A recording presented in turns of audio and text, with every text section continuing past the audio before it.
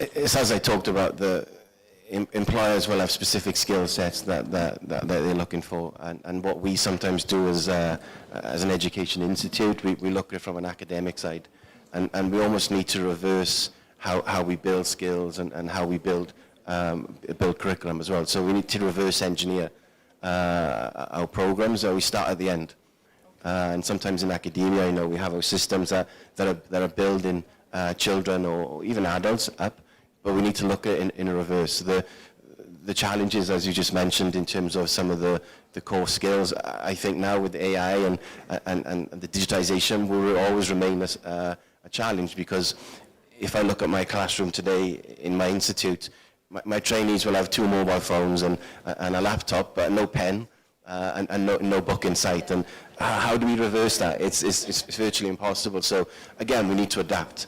You know, how can we engage them in terms of, you know, reading on a digital platform, you know, gamification, so they're reading something they want to read. When I say, okay, for the last hour of the class, we're going to sit down, open our books, it's like I'm an alien, or, you know, I'm speaking a different language. So it's not trying to address the challenge in a traditional way, but how can we teach and how can we educate people in a way that they want to learn. You know, I've got a 2-year-old daughter that, if she's using my phone, knows how to flick up the WhatsApp message, which is scary, but she's 2 years old. So, you know, that is she's 2 and she's flicking up the WhatsApp messages on the cartoon. So that for me, amazing, because when she's 22, she's going to live in a completely different world to what we're living today. But again, how do I address the reading, the writing in a way that will engage them to develop? And I think if we as educators sometimes we revert to what we know, and the future is scary, because, you know, every day there's a new app and every day there's a new platform. So, you know, I think I'm an expert in ChatGPT, and then somebody tells me version 5 has come, and I've got to relearn something. So I think, you know, the biggest skill that we can introduce is this cognitive resilience, because the world will keep changing and the world will keep growing. So how can we as people and our children just accept the change? And if you can accept the change, then the world will move forward. Thank you very much. Dr. Abir, I think you have something to add to this point, right? Yeah. So I totally agree with what Dr. Gavin said. And actually, before we start, we were discussing, me and Dr. Salah, regarding the enhancement of the skills of leaders and the faculty members or teachers in schools. And I believe it's important to work on the skills of the leaders and the teachers, but it's really also important to tackle the skills of students themselves. We need also to train students on multiple skills that helps them to be the center of the educational process. Help them to research, to learn how to learn. Also, they need to learn and to be trained on how to collaborate with each others, how to do projects, how to learn more about the job market, even in the early stages of their age. I believe that this will be so helpful for the educational process. Thank you very much. So one last point. So when I was in university, you know, we had to write essays, okay? And if anyone can try to write an essay these days, your hand will probably give up after a few pages. But I can type all day, and I think there's you know, just a simple example of how the world has changed, even for us. So we just need to adapt of how we.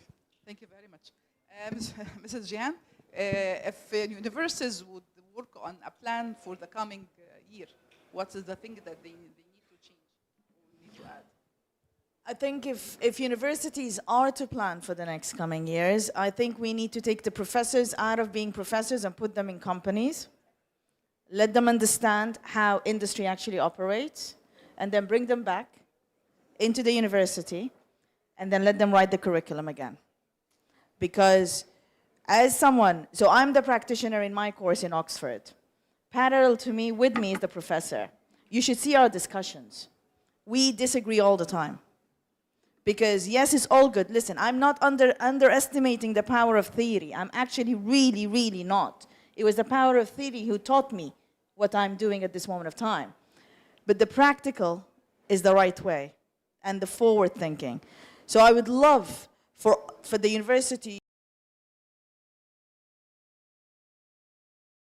figure out and integrate what P&L means, how a company is being run, what are the challenges, what are the new opportunities out there that they need to think about. And this is why SAFA as a charity has been created. So we actually, so I'm the CEO of a newly developed sustainability and ESG charity that is funded by the Royal Court. And the reason why the government is really into sustainability and ESG is because they want to normalize the sustainability and ESG and corporate governance and integrity in the market, in the society. But how are we doing that as SAFA? We're working closely with the universities, with schools, with organizations, so that we can see how we can normalize it within their operations. So the answer is mix and reverse the roles.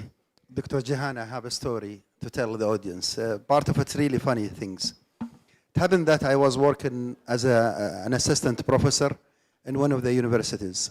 And then I left and went to the third largest petrochemical company in the world. I guess you know what the company is. It's located here. Anyway, because I'm not representing this country, this company anymore, so I don't want to reveal its name, but I guess you know it. Anyway, so the prof, he contacted me when I went to work as a plant manager there. He said, Dr. Salah, I have the student who are doing chemical engineering. They would like to visit the company. I said, fine, come, and we arranged the visit to them. So we made the access to them to go to the plant, and then a tour around the ethylene plant. Now the ethylene, anybody who's a chemistry teacher here? Oh, okay, you guys, you know what I'm talking about. So I'm a chemical engineer. So the ethylene plant is a huge, and part of it's really the cracker, which is the furnace. The furnace, you can imagine the furnace maybe 6 levels building. That's the furnace. So the bus came in, stopped. The maintenance guys, they opened the furnace for a maintenance. And then one of my engineers at that time was explaining what is ethylene is all about, what's polyethylene is all about, etc., etc. The prof, then he asked me, he said, Salah, what is this? I said, this is the furnace that you are teaching in a small diagram in a book. He has never seen what he's been teaching for many, many years. He was a full prof, means at least 25 years of experience. That was scary for me at that time. I felt sorry for those students who were really in his lessons. Just wanted to share this as a joke. Thank you very much, Dr. Salah. Thank you for ending this panel with such interesting story. It's very good for ending this panel with this is an inspirational story, and I wish if we have more time to continue with this interesting discussion. Now we open the floor for Q&A. Yes, please. Yes, please.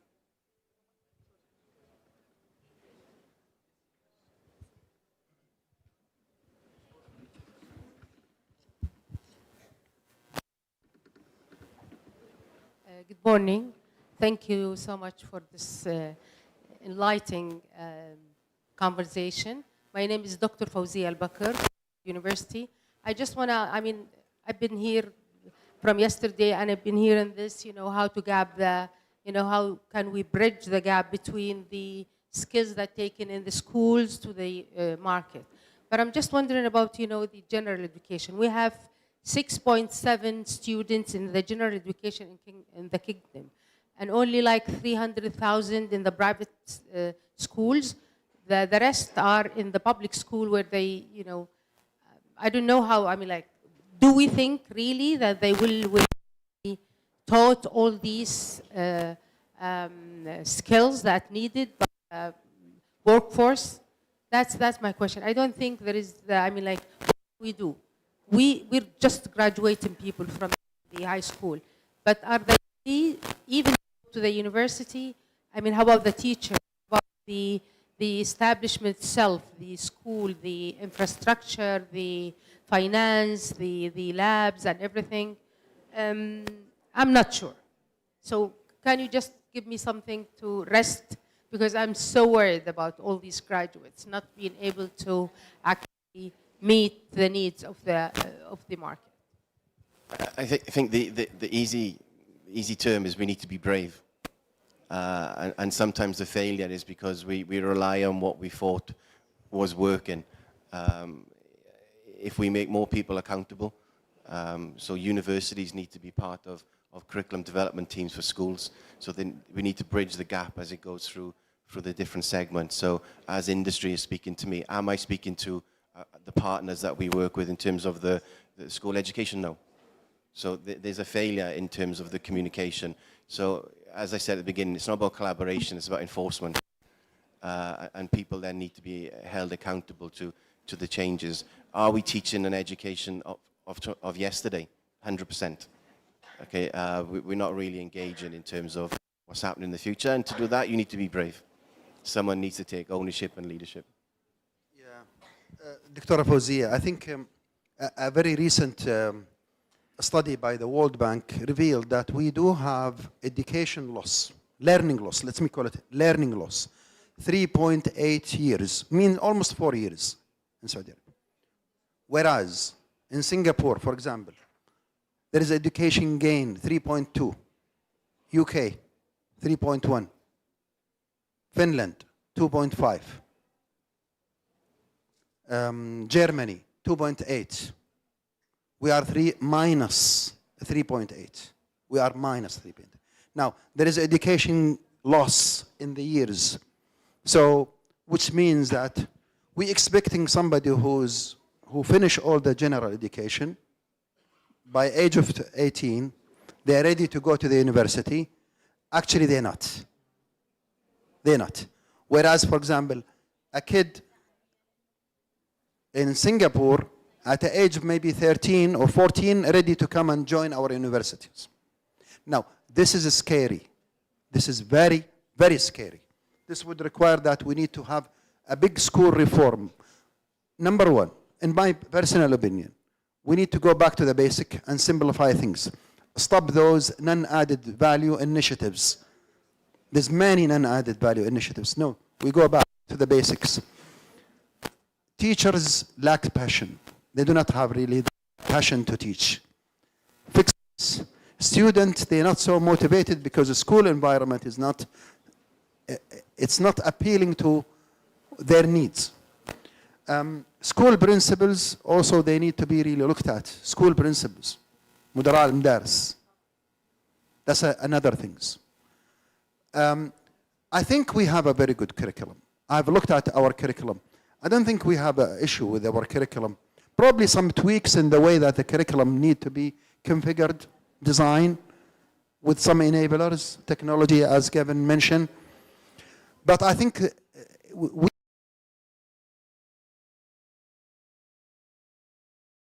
need to go back to the basic. I'm one of those generation who graduated from teachers where there was no technology. The only source is the book. There was no internet and nothing.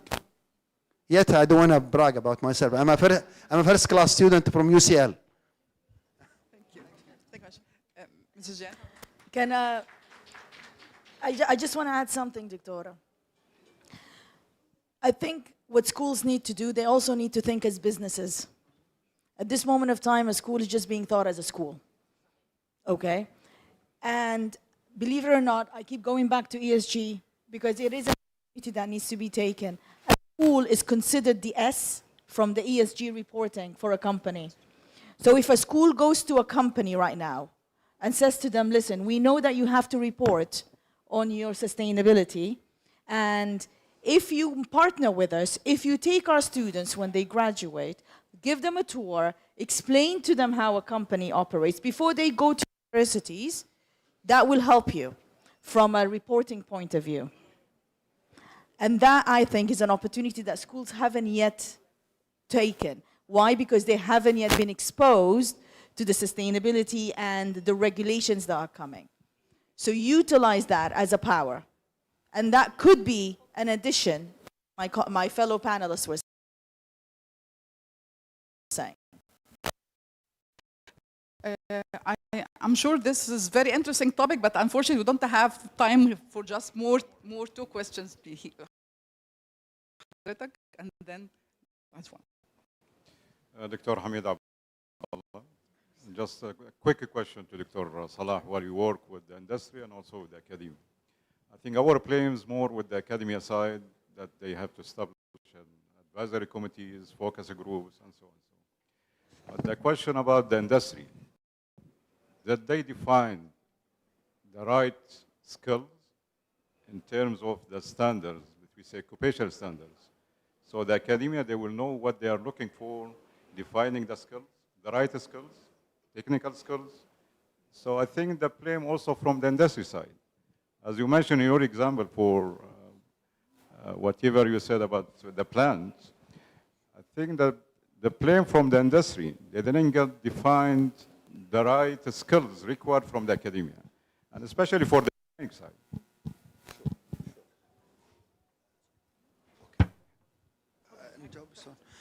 Thanks, Doctor, for this is a great question.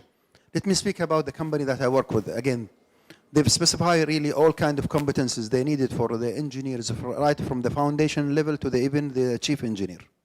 So the skill set they're looking for, they're really well articulated in terms of what and how. And they have even a competency assessment process that are very well, it's very meticulous even. Also, some, I know, for example, let me speak. Now I think I'm free. I have to reveal the company. SABIC. SABIC. Live, don't do it. It's okay. SABIC worked very hard with Jubail Industrial College. Back in 2004, I was the curriculum designer, basically, at the Jubail Industrial College. We designed exactly what SABIC wanted in terms of technicians and operators. So SABIC, they gave us at that time, before I joined them, that's why I joined them. I left the college and I joined them, because I was sick of those academicians, sorry. Anyway, so they knew exactly what sort of skills they needed. I'm talking about below the bachelor level, diploma. They've specified exactly. So they gave us really the standard, and we designed the intervention. I'm talking about something that's 20 years ago, more than 20 years ago. So today, even much more complex. They've gone even a mile.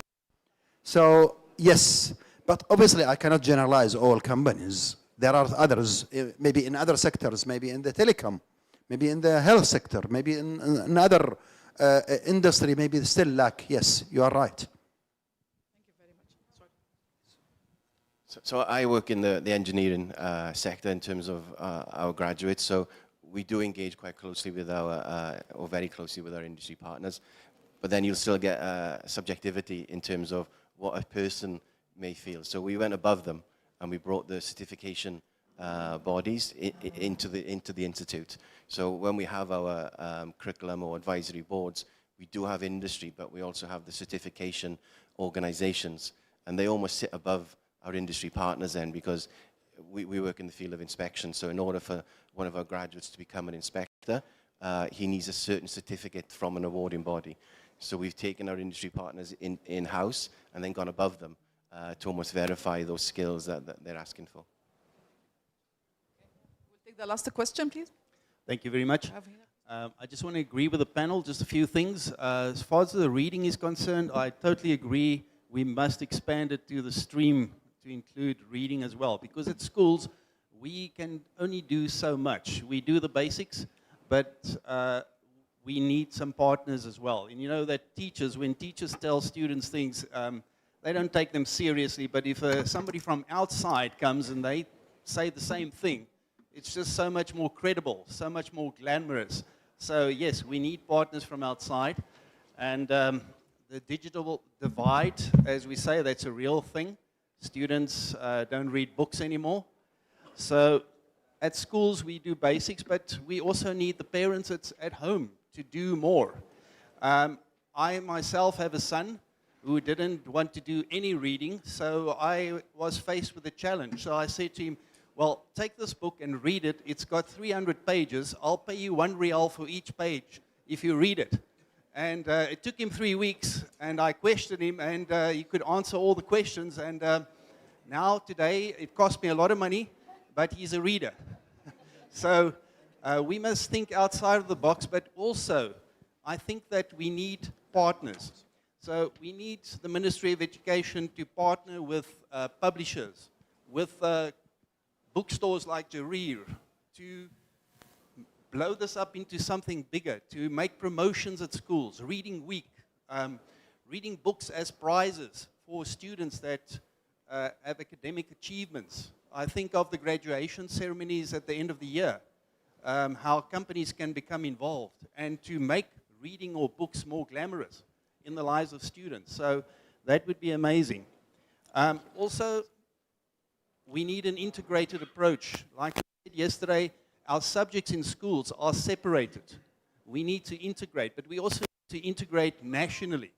So schools need to integrate with companies. Universities need to integrate with companies. And Thank you.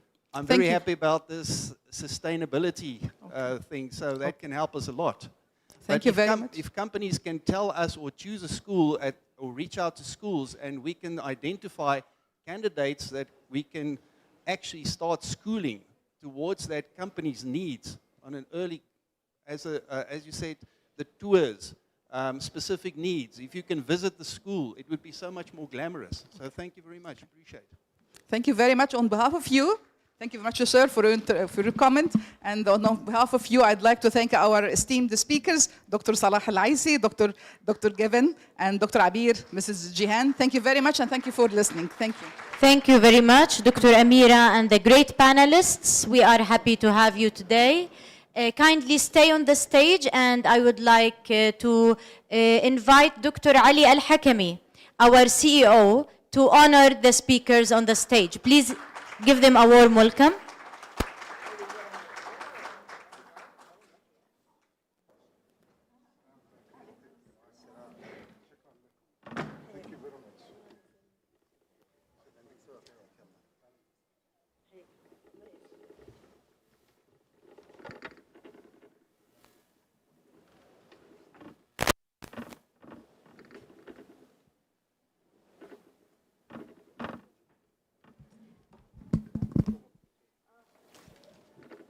Dr. Jihan. Dr. Gavin, sorry.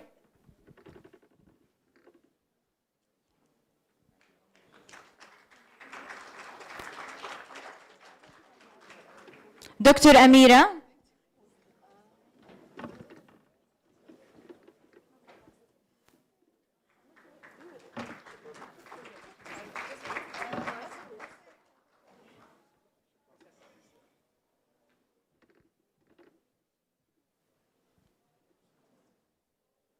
دكتور صلاح العيسى.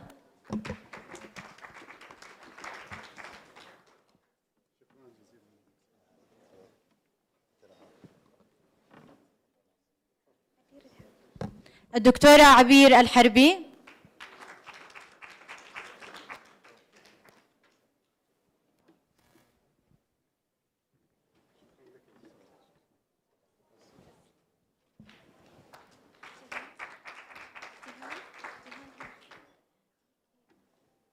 جيهان هادي.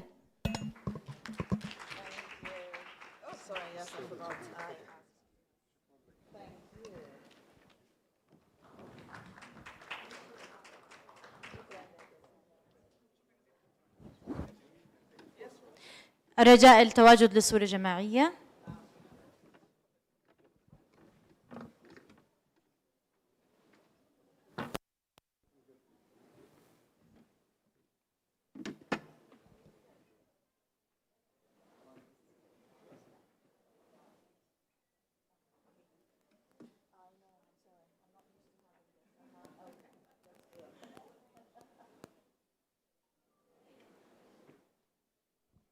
Thank you very much.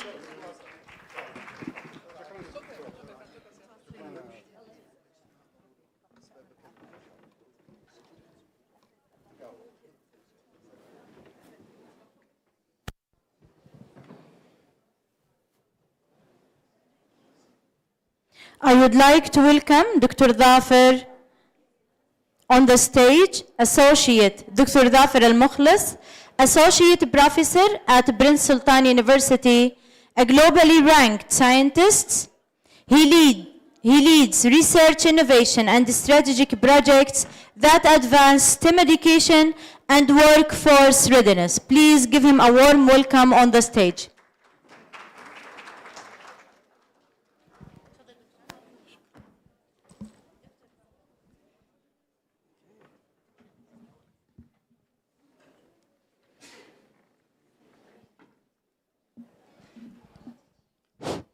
Assalamu alaikum. I would like to welcome you all. Some people come from outside Riyadh, so some people maybe come from outside Saudi Arabia. I hope you enjoy your time here. So I'm a professor now. I'm full professor. Just 2 weeks ago, I get the promotion to get full professor, and I'm here today to, talking to you from the institution here. It's one of the institutions here in Saudi Arabia, Prince Sultan University. And just for, not because I'm an employee in Prince Sultan University, the employability rate in Prince Sultan University is almost 100%. So all our students, before even they graduate, 90 to 98 get hired. And one reason that I'm gonna tell you why, because we love planning. So just a few minutes ago, we heard a lot of problems. We heard a lot of solutions. That things can be only solved if we plan very well. If we have the right vision that's practical, realistic, and plan it very well. And I'm here today to tell you about our experience, maybe, and I want to share it with you. So I think for those who work in business, in companies, maybe this is not the first time seeing this, this circle and the center, which is mission and vision.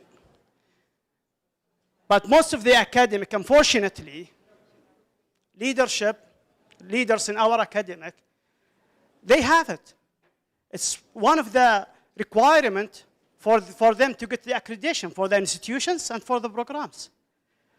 But the bad thing, maybe they don't believe in it. And if we believe, when we write this vision, and we keep it as something, we remember it every day we woke up, and link what we are doing, we align our action with this vision, we can reach. And this is why we are doing good in Prince Sultan University. So I'm talking to you because I'm also external reviewers. I'm expert in the accreditation, working for NCAA and consultant, and working different committees, writing the learning outcomes for international and for also Saudi Arabia. So I've been involved in this, in this quality, and we know where is the lack. And also work in some committees on the higher level that's assigned by Minister of Education. So I will take you through, and unfortunately I have only 20 minutes. So I'm trying to link the STEM with this circle, this which is, invented by Professor Kabalan from Harvard Business long time ago. So let me start with Balance Score provide a proven strategic framework to evaluate STEM programs beyond grades or publication.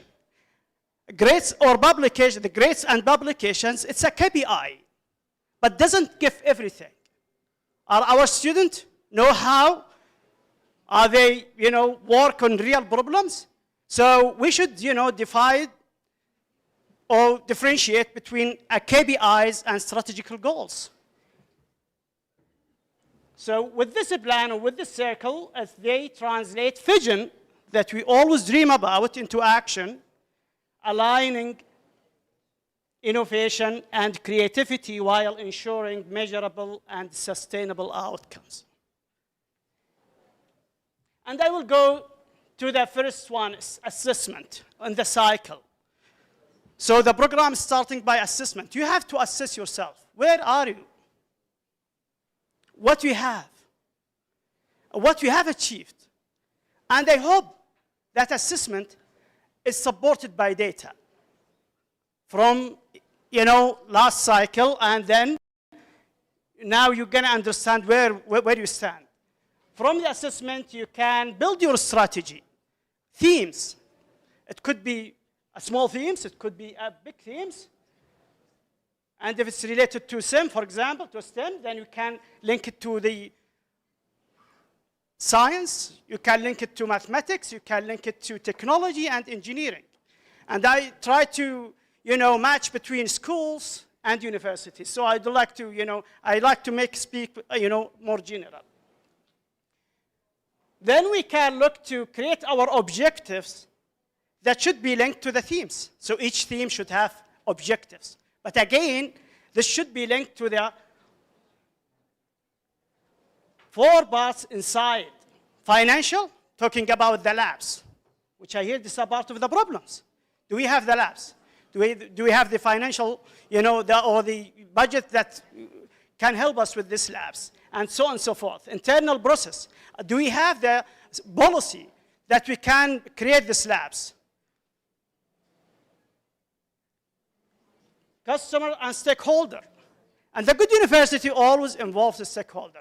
From the industry, as Dr. Saleh said, from the industry, from the parents as well, and the people who are looking for your outcomes. Organizational capacity, you have to also understand the employers, your employers. Are they trained very well? So this is something that you should do. And coming back, this is like, it can help from, if you do what we call a SWOT analysis. Strength, weakness, opportunity, and threat.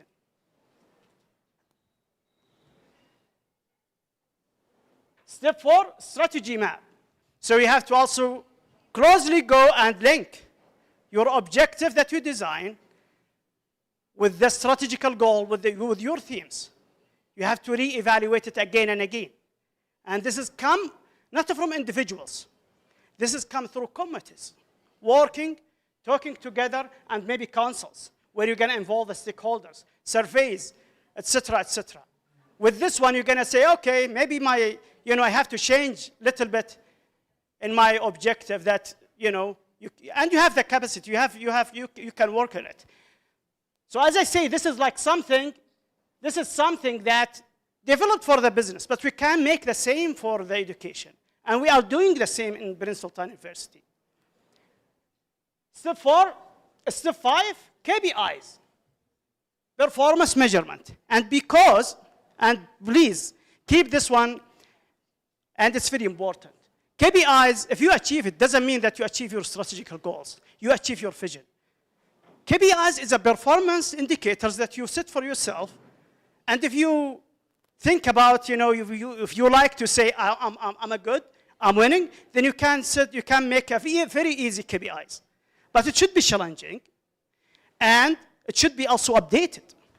So you should, again, evaluate, is this KPI really the true thing that if I achieve it, I'm going to achieve my strategical goals?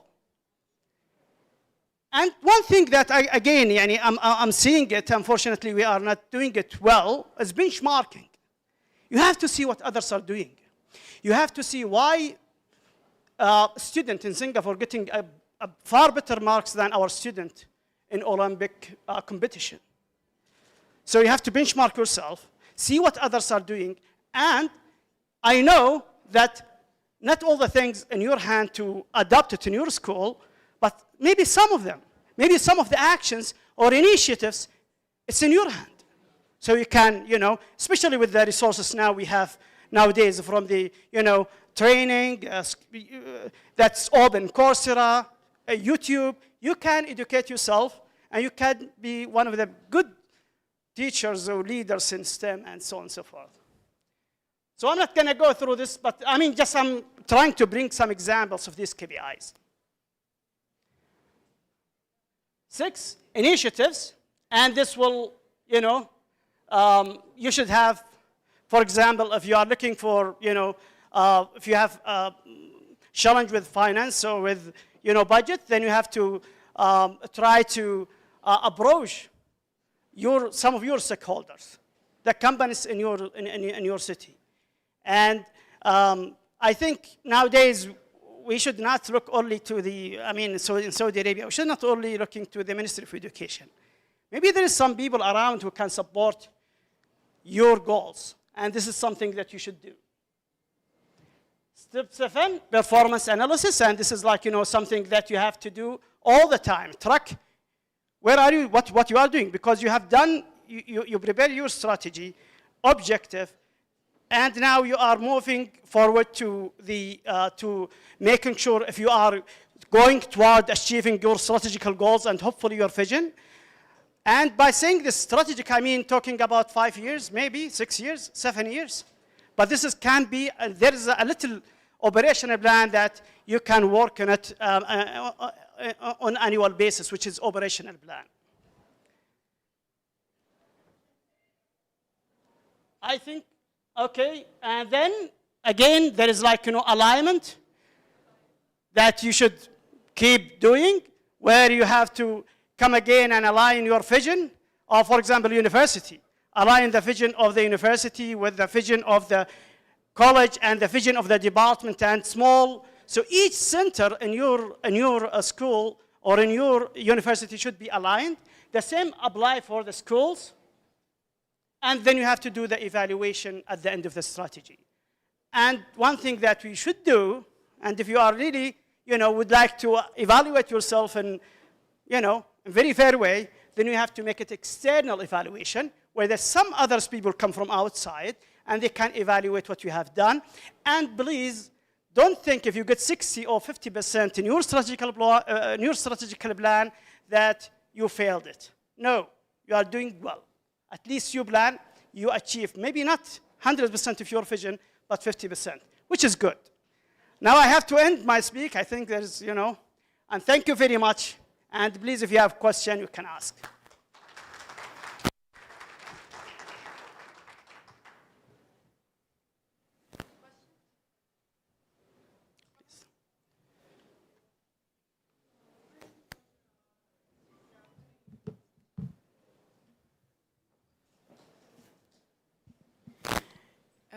Thank you very much for this information, and I can see that you're enthusiastic to do your vision and to inspire us. But as I'm working at the university and as a professor assistant, we have a little, not a little, it's a big issue we have in teaching students, as we believe that we need to teach STEM and collaboration, and but we are meeting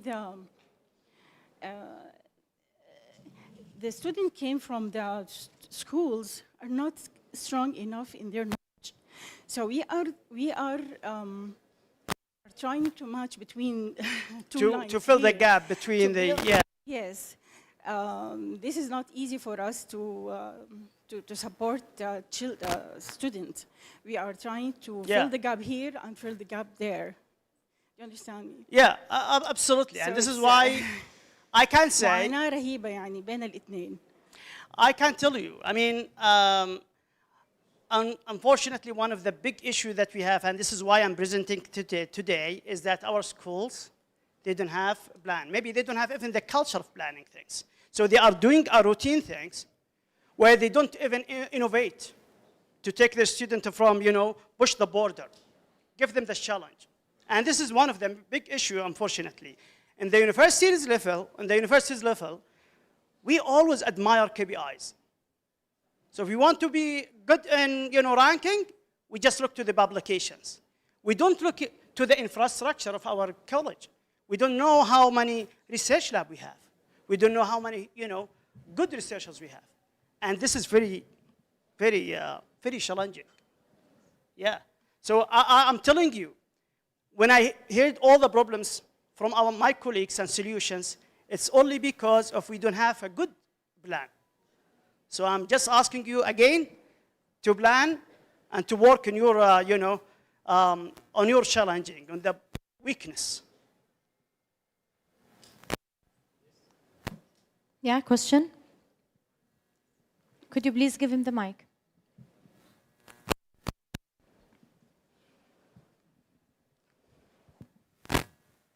My name is Mohammed Zahid. I'm in education field more than 25 years.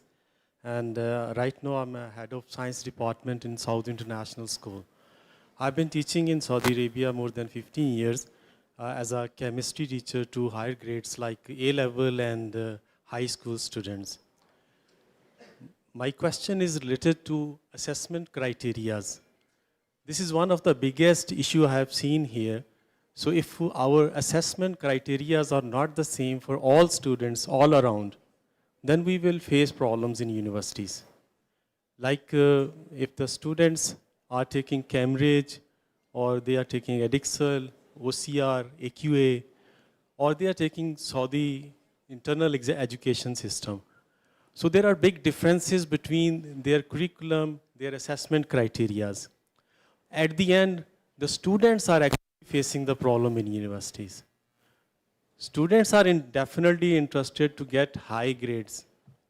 But to get high grades, definitely in different education systems, they have to work very hard in different ways. So my question is, we should have a same criteria for assessment starting from elementary to high school so that the things will be correlated. When I saw students in higher level, like high school students, in going to the A level and after that they're going to the universities, I found different level of IQ in students because the problem is starting from elementary to middle school. And then when the student is in high school, they can't make up the gaps. So we need to understand what should be required in elementary and middle school so that every student should be equal in higher level. Okay. So, and there should be a better student in universities. Thank you. I will tell you about one issue that I think we have it here in our education system. It's very centralizing. And I hope that, centralizing assessment as well, I hope not to adding something like this one. So I'm sorry to say it, I don't agree with you and, making a unified assessment. Again, if we benchmark ourselves very well, then maybe it's not there. Although we have now, we have assessment after the secondary school. For example, I think the qiyas, yes. So and it takes like 30% of the load or 33% of the load if you want to go to the university. If it's about, my opinion that we should benchmark ourselves always. We should look to the good education system and see what they are doing and we are not doing. And I already see some education in Singapore, for example, Finland, and etc. They don't have, they don't have a centralized education system. They have, every district have its own education, have its own system, and they innovate. And then there's the competition between this district is improving the education. I hope we have the same thing here in Saudi Arabia.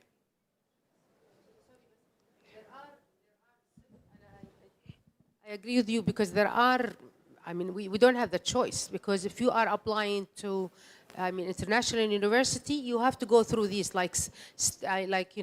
SAT or GMAT طبعا of course so you have to have these. Which one? اللي هي الاختبارات الدولية للقبول في الجامعات. Exactly. فبالتالي لابد انك انت يكون عندك ستاندر والاعداد للطلاب عشان يقدرون يتخطون مثل هذه الامتحانات لانه ما حينقبلوا في الجامعات الاجنبيه قصدي. فبالتالي you have to have So this. do you mean that you should have the unified assessment for the I'm just saying ان شاء الله انه we just well again we have to be very careful with this one. To match the international standard. I think we have to be very careful. We have to always benchmark. So if we see others are doing well with this one, then why not? Yeah, so, you know, there is something that maybe it's hidden behind, you know, unifying the assessment. Yes, please. Do I have time? Yeah, only the last question. Sorry. Can you give him the mic? I can't hear you.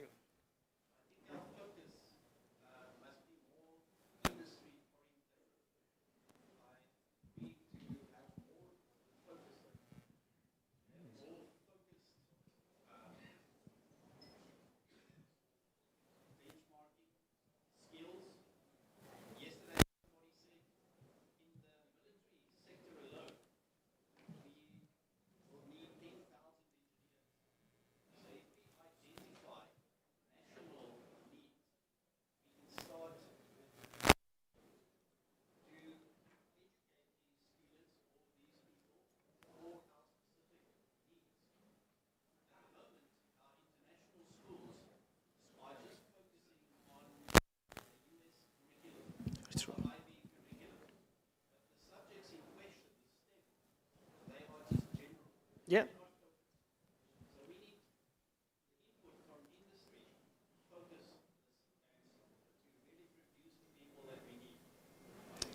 Yeah, thank you. I totally agree with you. I mean, involving the stakeholders is not option. It's a necessity for you to, you know, align your outcomes with what they need. Without it, you are not doing, you know, what the market needs. And I think, you know, again, Prince Sultan's University is doing well with this one. So we have councils in every college, and we have, you know, our stakeholders, our co-op students, and we bring the data and we adopt the curriculums on an annual basis. Yes, this is what we are doing. And I would like to, you know, if you need more information, then I'm happy to share it with you. Thank you very much. Thank you very much, Dr. Dafer. Thank you very much for this amazing presentation. And I would like to invite Mr. Arif Al-Ula, the GM manager of IBE Forum, to honor Dr. Dafer. Please give him a warm welcome. Thank you very much.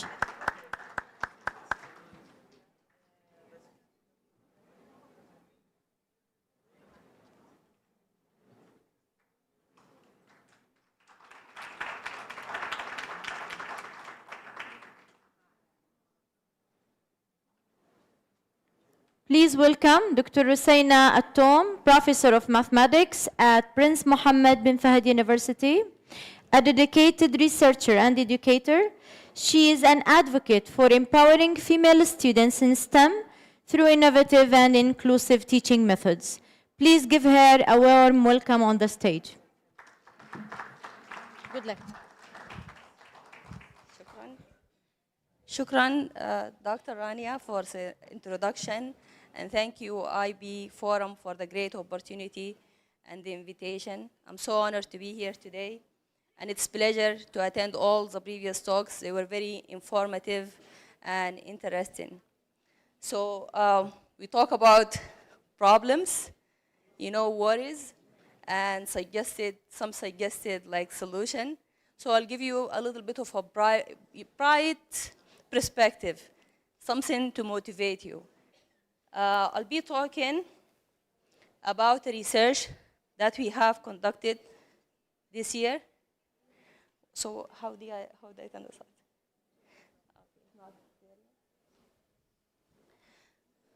So as Dr. Rania mentioned, I am a math instructor at Prince Mohammed bin Fahd University. I've been teaching there for almost 12 years now. I taught different math classes, but there is a course that I taught in consecutive years, like almost 8 or 9 years, which is one of the foundational courses that is required for STEM. It's pre-calculus. Pre-calculus is a prerequisite for STEM and for advanced level of mathematics. As soon as I have my slides, I'll be ready.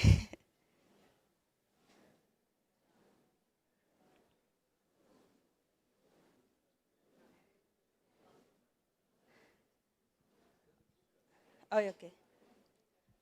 So the research is about empowering Saudi female students via STEM, and the case, of course, is Prince Mohammed bin Fahad University. So before I start, I would like to ask you a question. Do you, by any chance, know who is this beautiful lady? We have trophies, as you can see. We have prizes. Anyone have an idea? Yeah? No? A Saudi who? She's not a surgeon. She's Saudi indeed, but not a surgeon. Al-Mitari, very good. This is Ghada Al-Mitari. She's a Saudi scientist in nanotechnology. Ghada Al-Mitari has lots of achievement, but one of her achievements that she developed an innovative cancer drug delivery system. Like too many women in science, and especially Arab women in science, she faced lots of, challenges, of course, but she was able to overcome the majority of them. She and her family moved to the US, and she got her degrees, I guess, in chemistry, in her master's and her PhD there, and she got too many international awards.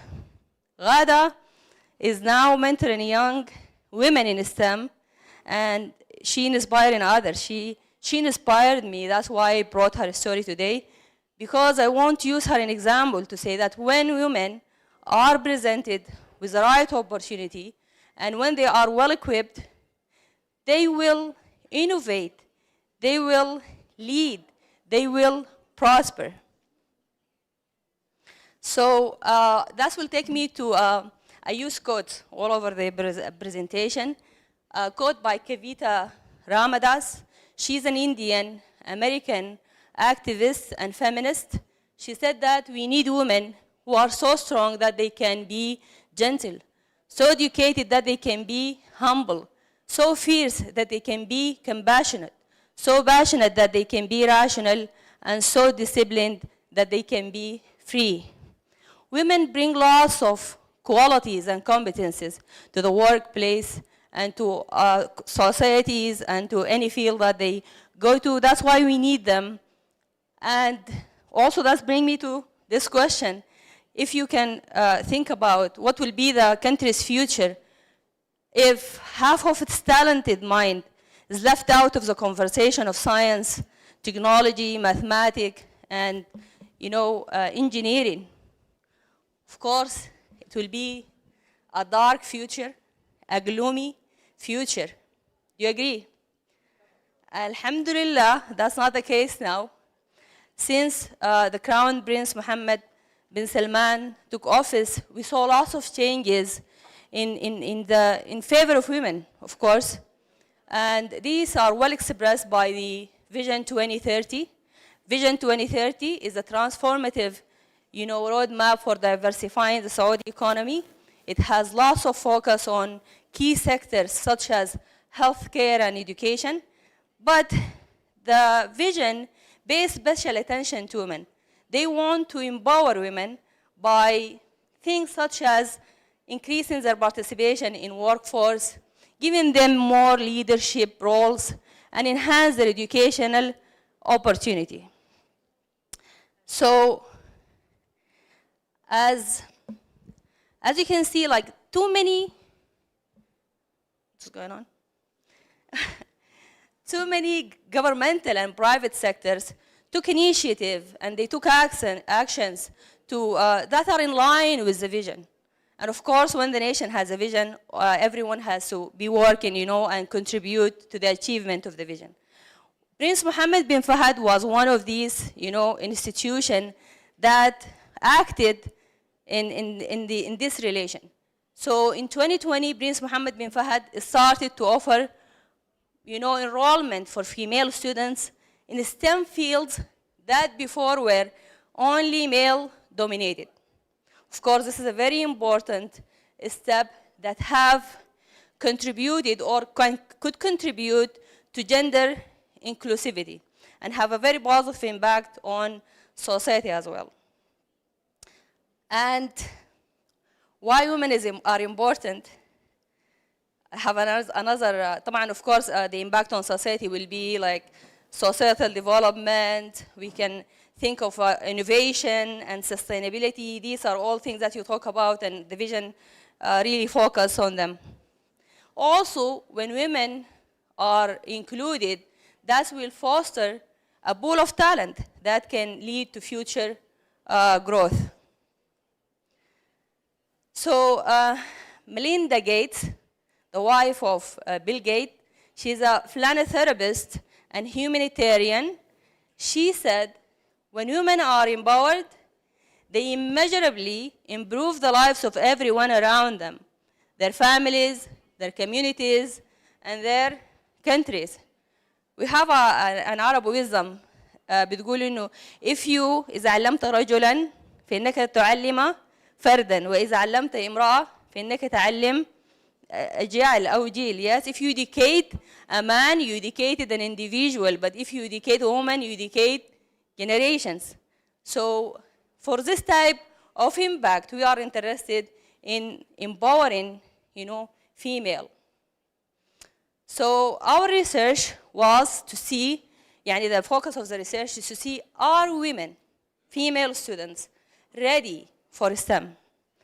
And to find out whether they are ready for STEM or not, we decided to look at pre-calculus data, because as I said, and as I mentioned earlier, is a foundational course and prerequisite to STEM and more advanced level of mathematics. So we conducted this research, and by the way, it was published in Q1, Scopus. So yeah, we had two questions. We have two research questions. How prepared are Saudi female students for STEM programs, and what motivates their pursuit of STEM career, and how does this shape their academic and professional aspiration? So we have data, we collected data. We have institutional data and we have academic data. The institutional data are the data that related to enrollment. How many students are enrolled in STEM every year? And in pre-calculus, which will lead to STEM every year. And also the academic data which came from me. These are the pass rate, data that you can get from the grade breakdown by the end of the semester. We also want to listen to the students. We want them to voice their perspective and to hear about their motivation, their career, and also if they have any worries or fears related to being enrolled in STEM. So I will get to the findings because I know that I have 20 minutes. So let's start with findings related to enrollment. We found out that enrollment were actually increasing, consistently increasing over the years. If you can look at this data, we started in 2016 and 2017 academic year, we started with 112 students, female students in pre-calculus. And look, by 2022, 2023, we got 612 students in pre-calculus. I used to be the only teacher for pre-calculus because we don't have too many students interested in the subject. But after the initiative of BMU, now we are maybe 6 or 7 teaching pre-calculus. So now, I'm a mathematician and I give questions.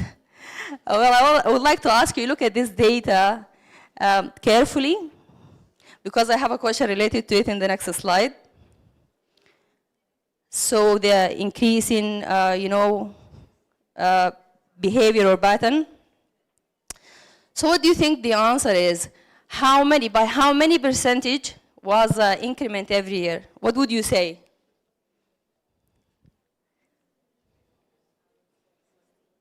16 to 39, and you are absolutely right. Well, I'll meet you after the presentation to give you your trophy. Anyway, so you can see that this is reflecting consistent growth in demand for the course, which is very inspiring, right? So we're going to look at the readiness data. These are the ones that will come from the pre-calculus rate and bus, data. And we decided to classify it into 3 periods of time. Before the pandemic, and during the pandemic, and after the pandemic, because, you know, 2019, 2020, it was this, the time where we have the, you know, corona. So before the pandemic, students were doing very well. See these blue like columns? These were the passing rate. They were doing good. I hardly find, I don't consider myself as an easy teacher. I give hard exams, reasonable exams, but I hardly find one student failing my course. So when these students enrolled in you know, pre-calculus or in STEM, they know that what they are doing. And then during COVID, the pass rate was even like better. It was the best. Students show resilience. They were trying hard to adapt to the online learning. Also, I think too many factors contributed to this. I think also some of the factors, or one of the factors, that these students don't have to commute to and from BMU, the university, which saves them more time to stay at home and to rest and to study. And they were also adapting, and they are trying to, you know, like cope up with the changes that happened from in-person to online. And I also believe that they managed to cheat during that time. Even though we have lots of things that will help to minimize cheating, like lockdown browsers and, you know, responders monitor, but they are very resourceful. And I think that some of these, you know, mischievous acts were done. After COVID, post-COVID, this was really not a very good time. You can see that the failure rate increased a little bit, but the passing rate was still good. It was 86.11. So I think it also was hard for them to adapt back, to coming back to BMU. Some of them were lacking some knowledge because of like the cheating and these type of things. But overall, we can say that the mean for passing the course still was very high over all these 3 periods of time, 89.57, with very rare percentage for withdrawal or failing in comparison to passing. That showed that these students are really, really ready for STEM.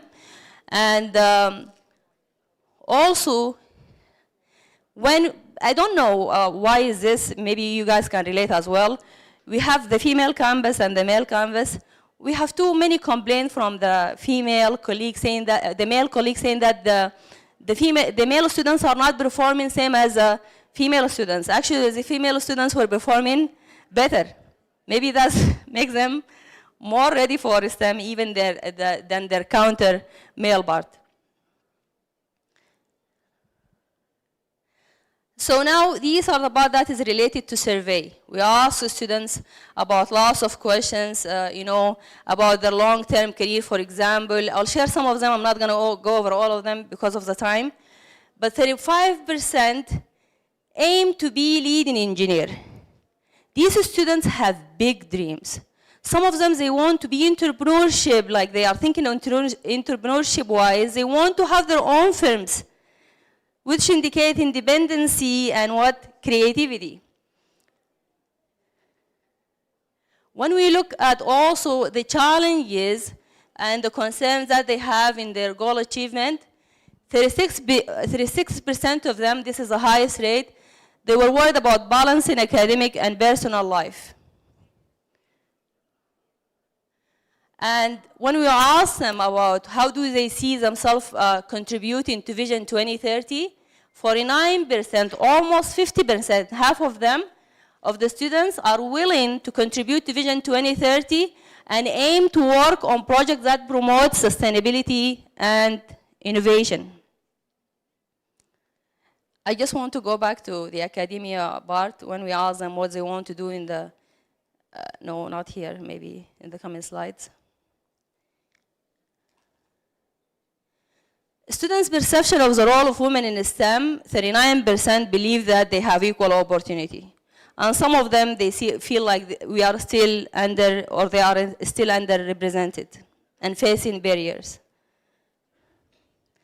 This one, the results here really surprised me, because when you ask them what motivates them in pursuing STEM, I was expecting more of the students to tell me that it's because peer or family, to be honest, influence. I have a lot of students who come to my office and say, oh, I say, you are struggling in pre-calculus, or you're not doing in calculus 1, for example, why don't you consider another major? They'll tell me, but my father wants me to be an engineer, or my father wants me to do that. So I felt like, because of my, observation, I felt like this will be more, but look, it's just 6%. And actually the majority, they want career opportunities, they want financial stability, and they have other things that motivate them. They are intrinsically motivated to pursue STEM. Diversity, 77% believe that diversity is the key to innovation and progress in STEM. This is a majority. And also 77% of them believe that diversity drives innovation and progress in STEM. I think they are similar. So in conclusion, we think that female, from what we saw from the case of Prince Mohammed bin Fahad, we believe that they are ready for STEM. And this is not just something that we say, it's supported by academic research and proved this, and also we listen to them, we give them a chance to voice their perspectives. And BMU decision in doing this actually was aligned with the nation vision, with Vision 2030, which is really a very good move and has a positive impact. And this also initiative increased the sense of worthiness in female, and of course this will have a positive impact on the whole society. So now, since I joined BMU, I witnessed lots of changes.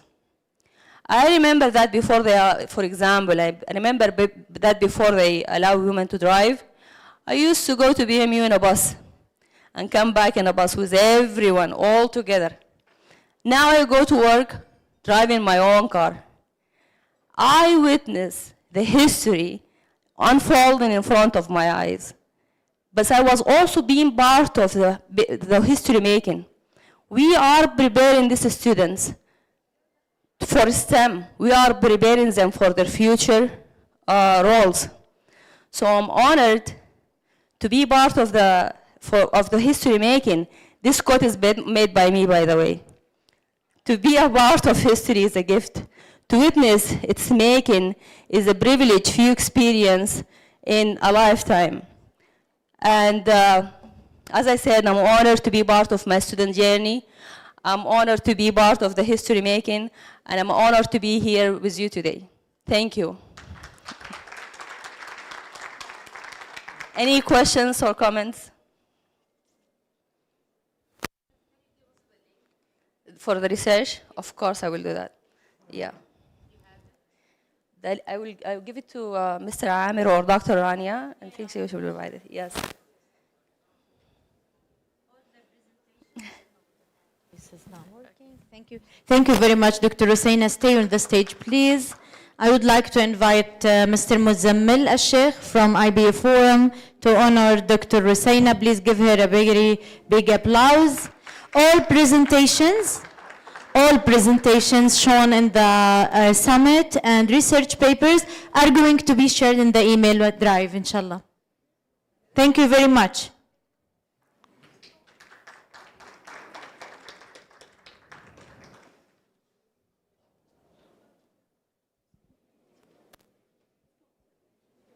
Shukran.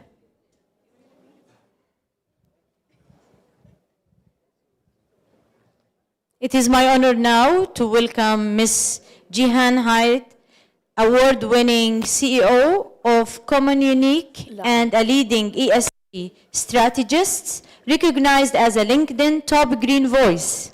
She champions sustainability, governance, and business of STEM. Welcome on the stage. Thank you. Oh, yes, I decided that I cannot hold the mic because I move too quick.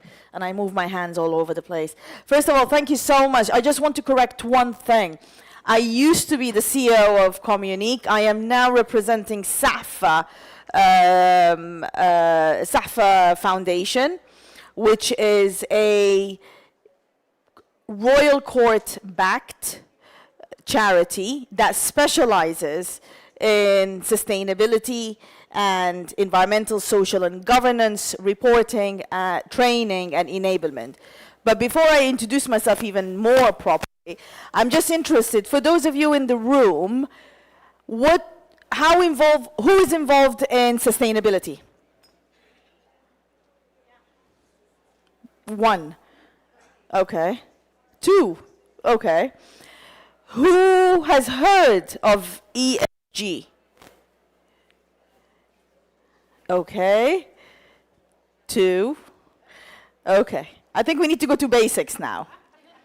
Yes, let's do that before I go into the technicalities of it. Okay, who is interested at least in the topic? Well done. I wish I had slides now. Okay, type.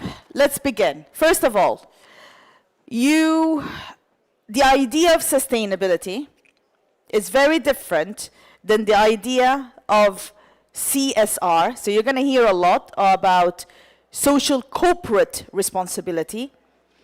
You're going to hear market about ESG, which is environmental, social, and governance.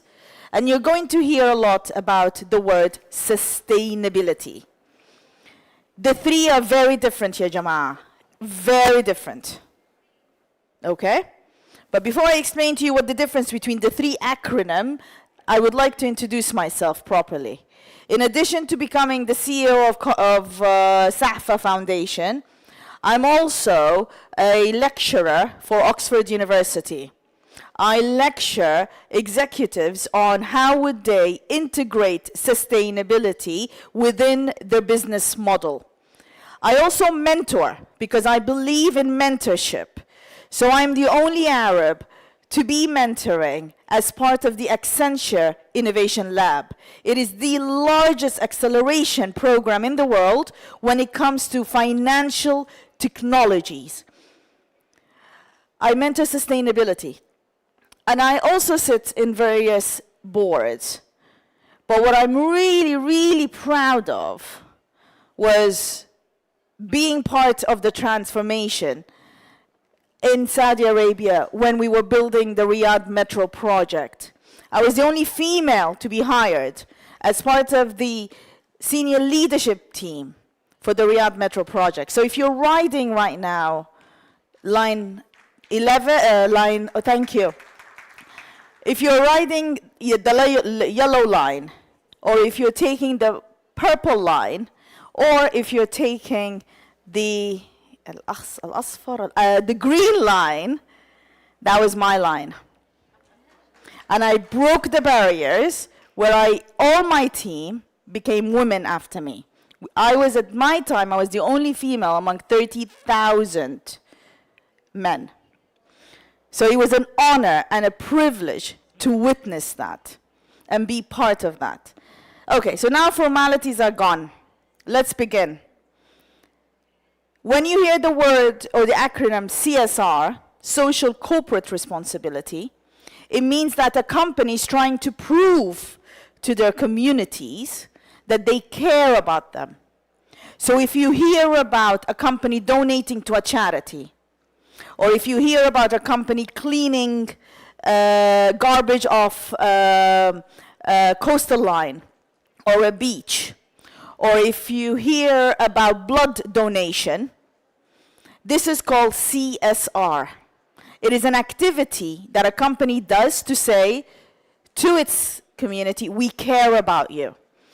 But there's a problem with CSR. You cannot quantify the impact of the work you're doing. So when you're donating the blood, you actually don't absolutely know for a fact where this blood is going. Or when you're cleaning a beach, you absolutely don't have the data to say how much environmental impact was cleaning the beach is. However, it is just your way to say we care about you as our community. So that is CSR. When you hear the word sustainability, it is around how you as a company are currently working and operating without harming the future generation. So when you hear a company saying, we are going to be carbon neutral, or we're going to cut our carbon by 50% in 10 years, this is what we call sustainability, because it's long term. CSR is short term, it's immediate, it's current. Fine, we all understand that? Now comes ESG. The sexy word right now is ESG. What does it stand for? It stands for environmental, social, and governance. What does that mean? And why do we care about it now? The reason why we care about it is because when COVID hit, the investors had a chance to sit back and relax and look at their portfolios. And they realized, actually, we have a problem here.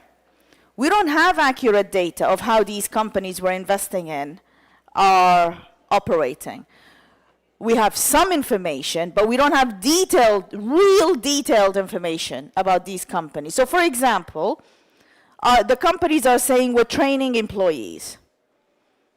But these companies are not telling us where are they training the employees, what are the skill set that these employees are taking, and most importantly, how are they embedding these skill sets in the company's productivity? So this is where the investors woke up and said, enough is enough. We need to make all of the companies really report effectively on how are they operating. This is where the laws came into place. At the moment, there is more than 120 laws globally that are forcing companies globally to report on their environmental, social, and governance. So just to recap before I move forward, CSR answers the question of what are we donating? Sustainability answers the question is what is our impact on the society? ESG is answering the question, where is the money going? Okay? And how are we making use of that donation? At the moment, the market is worth $35 trillion for green and sustainable investments. That's larger than the GDP of China. That is this is where the opportunity comes in for you guys as STEM professionals, educators, aspiring students. Because of the laws embedded within the different markets, forcing the large companies to report, and the fines associated with not reporting, we need you, basically. We need your expertise in science, technology, engineering, and math. Because without you, we cannot report on our environmental impact.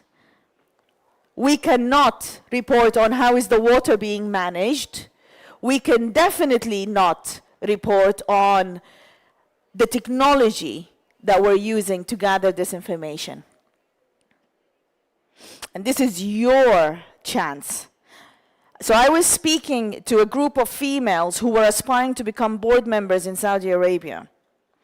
And they asked me this question. They said, we only represent 2% of the Saudi board in Saudi. How do we cut through? How do we make the boards hire us as women and female leaders? And the answer was very clear. The gap right now is sustainability and ESG. If you can upskill yourself very quickly to understand the basics of it, you have an advantage that the rest of the male boards don't have. which is your knowledge in that topic. The other thing as well that we need to understand is that without STEM, we won't be able to change what's happening at the moment. So look at Dubai and how it drowned. Look at Pakistan and what happened in it.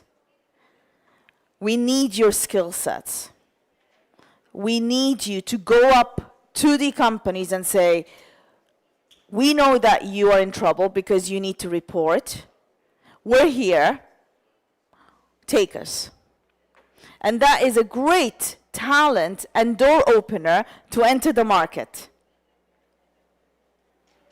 So I'm going to stop here and ask, does anyone have any questions before I continue? Anyone would like something specific to know? Yes.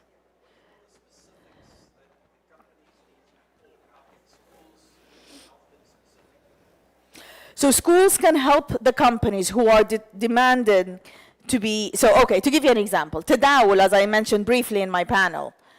Tadawul is the stock exchange.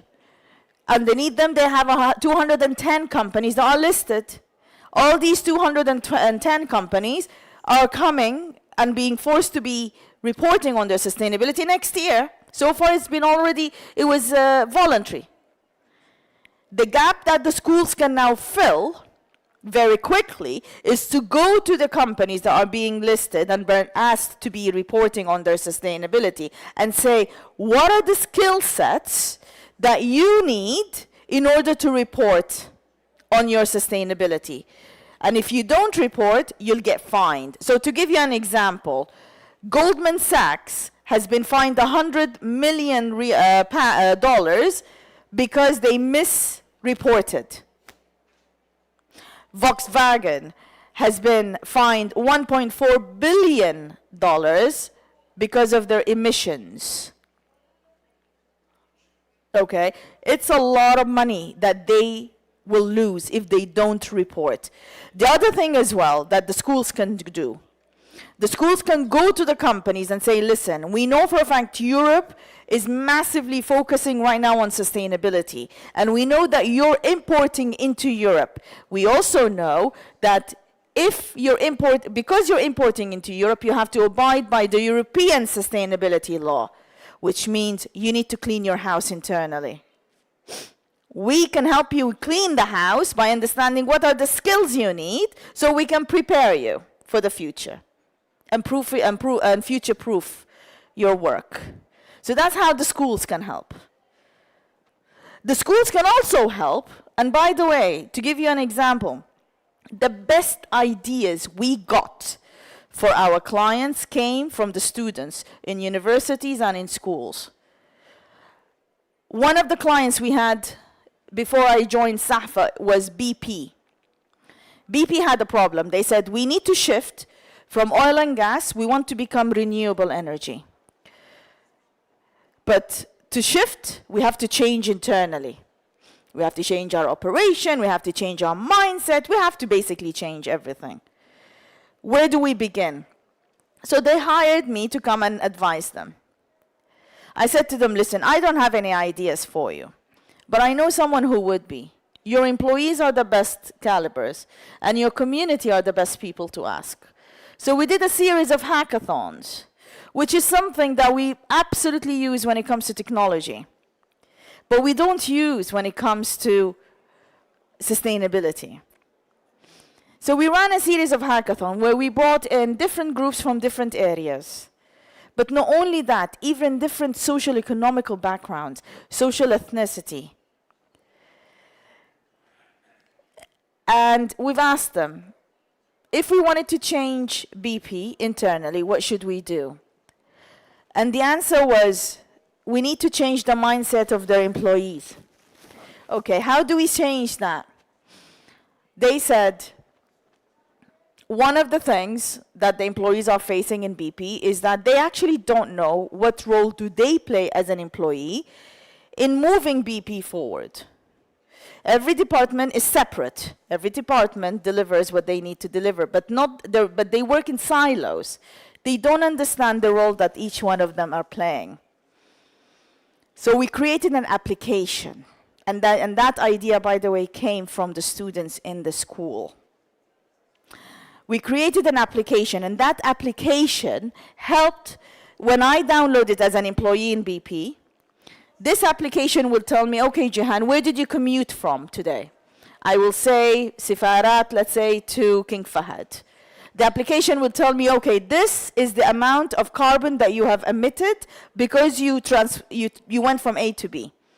Did you know, ya Jihan, if you walked 10 more minutes and then took a car, for example, you will reduce your carbon by X. So for me, that was an eye-opener because I personally never calculated my carbon. I don't know how to calculate a carbon. Then the other thing is, if I inputted the fact that I ate meat today in the app will tell me, Jihan, did you know that if you ate vegetables today instead of meat, you would have reduced your carbon by X, and you would have saved X amount of methane coming from the cows. For me, again, that was an eye-opener because I didn't know all of that stats. But the beauty of it was the fact that we then gathered all the data that you've inputted and showcased, and when you showcase that you are learning from the behavioral nudges that we've created through the application, you would have got an email and a call from HR. And HR will say, well done, Jihan. We could see in Inti you've reduced your exercise level. And as a result, here's a gift to you. But not only that, ya Jihan, because you've done that, you've also contributed to BP's vision. So it will be added to your scorecard for you to advance in your career. That is a pure idea that came out of schools. We wouldn't have known how to do that. We wouldn't have identified that the gaps is actually educating the employees. Okay?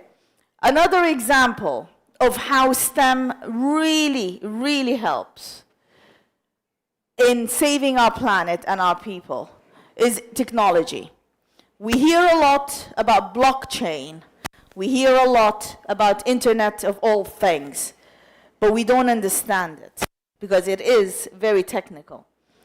For us in our world, blockchain is a technology that we use to see how are the suppliers being paid, but also to see how much are being paid compared to what we're paying.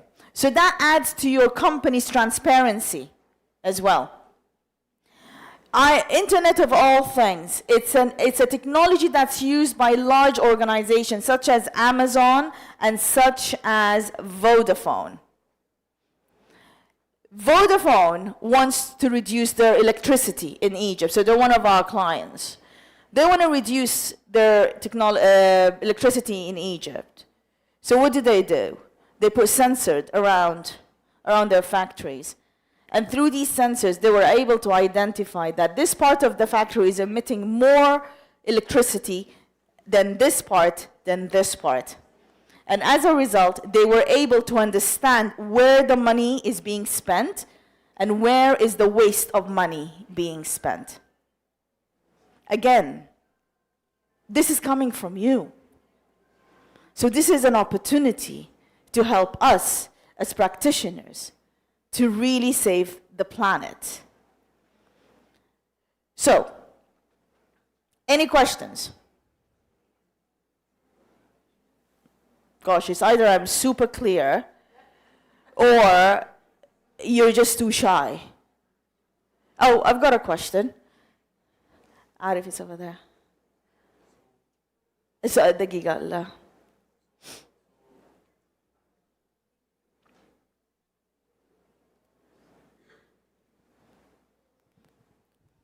So one thing that I've always noticed is how much you emphasized about technology being the next innovative thing for example, Vision 2030, correct? Correct. Well, let's assume... But not just technology. AI? Not technology as a whole. I need engineers and I need scientists as well. But yes, please go ahead. Sorry. Well, no, it's fine. Is there like, assuming that, you know, maybe technology couldn't be the next, I'm just going to emphasize for the technology part perspective, if technology did not exist in our current generation, what would you assume would be an alternative solution that could still be innovative and, you know, still tick out all the objectives for sustainability and governance? There wouldn't. Technology is the enabler that we have at this moment of time. If we don't have technology, think of it of the Industrial Revolution, okay? We panicked, we absolutely panicked because we were replaced by robots doing almost supply chain like cars will manufacturing. But then what we didn't realize is that because we're not so involved in the labor of it, it enabled us to take a step back and think differently. This is happening at this moment of time. Everyone is panicking. Technology is going to replace us. AI is going to replace us. AI is going to kill our jobs. In my opinion, I don't think so. AI is making us very efficient. Right now, as a board advisor, I am required to read more than 150 pages before every board meeting. I don't have the capacity to do that. It was technology and AI that enabled me to summarize everything and to understand exactly what I need to say and do in these board meetings. But just a second, I'm not being replaced by technology. It's enabling me to give me a chance to step back, think about what I want to say in the board. So this is how we play it right. We shouldn't be panicking that technology is overtaking. What we should be doing is embracing technology and figuring out how we can utilize it in the most efficient way. That's actually a very articulated answer, so thank you so much. You're welcome. Any more questions? Sorry, about SAFA. Okay, so SAFA started off and is starting off as an enabler to the youth and the society on better understanding what is the role that they play in protecting Saudi Arabia from corruption and from environmental impact, and helping the Saudi society to nourish. The issue we're facing at this moment of time is that we as a young generation, when we come into the workforce, no one sits us down and explains to us where the code of conduct is coming from, or where the policies that we're reading and signing is coming from. No one tells us how and what role do we play in protecting the company. SAFA is born because of that. We come in, we explain to the young generations who are about to finish university, enter the workplace, and the other audience that we target are the young professionals who've been in the workplace between 2 to 5 years, explaining to them where and how a company is being run and what is the role that they play. So I'll give you an example. Barclays Bank in the UK almost collapsed not because they didn't have all the policies and the procedures in place. It almost collapsed because the employees could see the wrongdoing, but they didn't understand what is the role that they play in protecting the bank. Everyone thought it's the job of internal audit and risk and compliance to protect the bank. As a result, the fixture of interest was made, it was caught by the regulators, and the regulators almost shut Barclays down. So my job when I went in was to change that, to normalize corporate governance, to normalize sustainability, and to normalize transparency, so that You're making a decision, it comes natural to you to put these three elements at the forefront of you making these decisions. So how did we do that?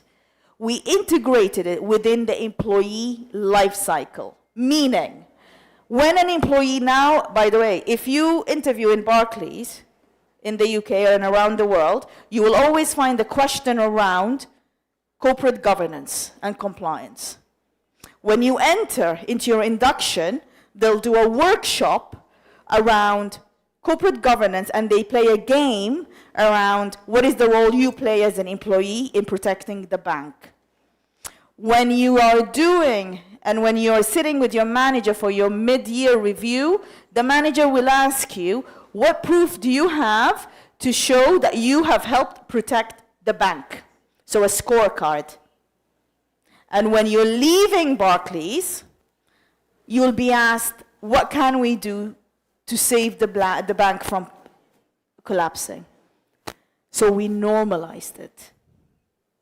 And this is what Dafer is planning to do in Saudi Arabia. We come in for corporates, for governments. So for example, PIF is one of our clients, Tadawul is one of our clients, and we're only a month, by the way, we're a month and a half old.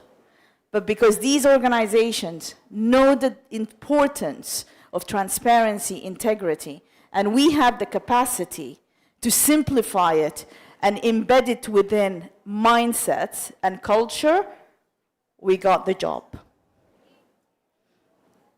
Okay, any more questions? What am I teaching? How would each department report effectively on their sustainability efforts? So I'll give you an example.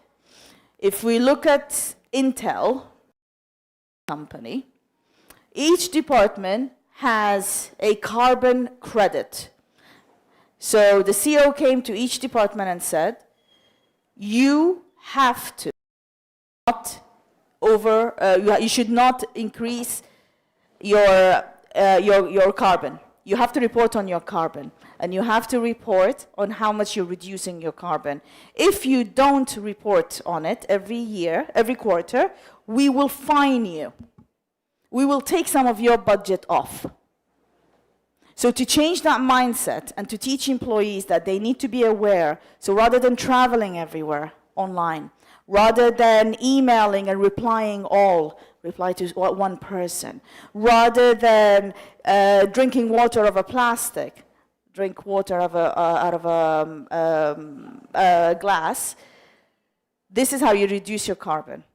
And this is what I teach, is how you change your mindset, what initiatives you do in order for your company to be as effective and efficient as possible. I have been told, however, that my time is up. But thank you so much for your time and for not sleeping on me at this moment of time. So yes, have a lovely day. Take care. Thank you very much, Ms. Jihan. Thank you very much. You're welcome.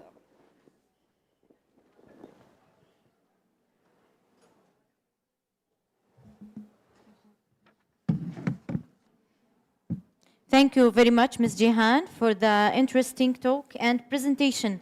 You have inspired us.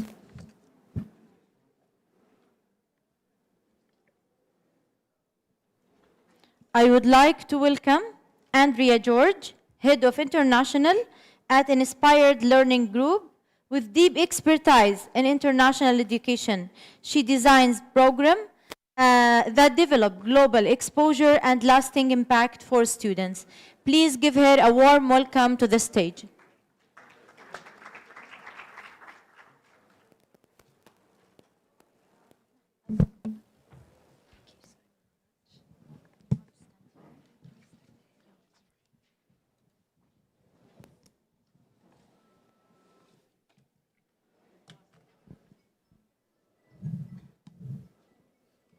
Good morning, everyone.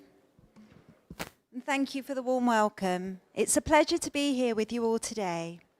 I'm here to introduce you all to the Inspired Learning Group, a group of UK independent schools that offer a warm, personalised and world-class British education experience for international students. at the Inspired Learning Group, we don't just focus on academic excellence. We create enriching experiences where young people thrive emotionally, socially, and intellectually. Whether for a full academic journey or a short-term immersion program, we support students develop confidence, curiosity, and cultural awareness. ILG provides a wide variety of experiences for international learners of all ages. This includes full-time boarding, short-term immersion programs, summer and half-term camps, as well as English language courses. All our offerings are designed to give students an authentic British school experience, whether they are joining us for just 1 week or several years. They'll attend lessons alongside British students, join school activities, and take part in fantastic excursions to iconic places across the UK.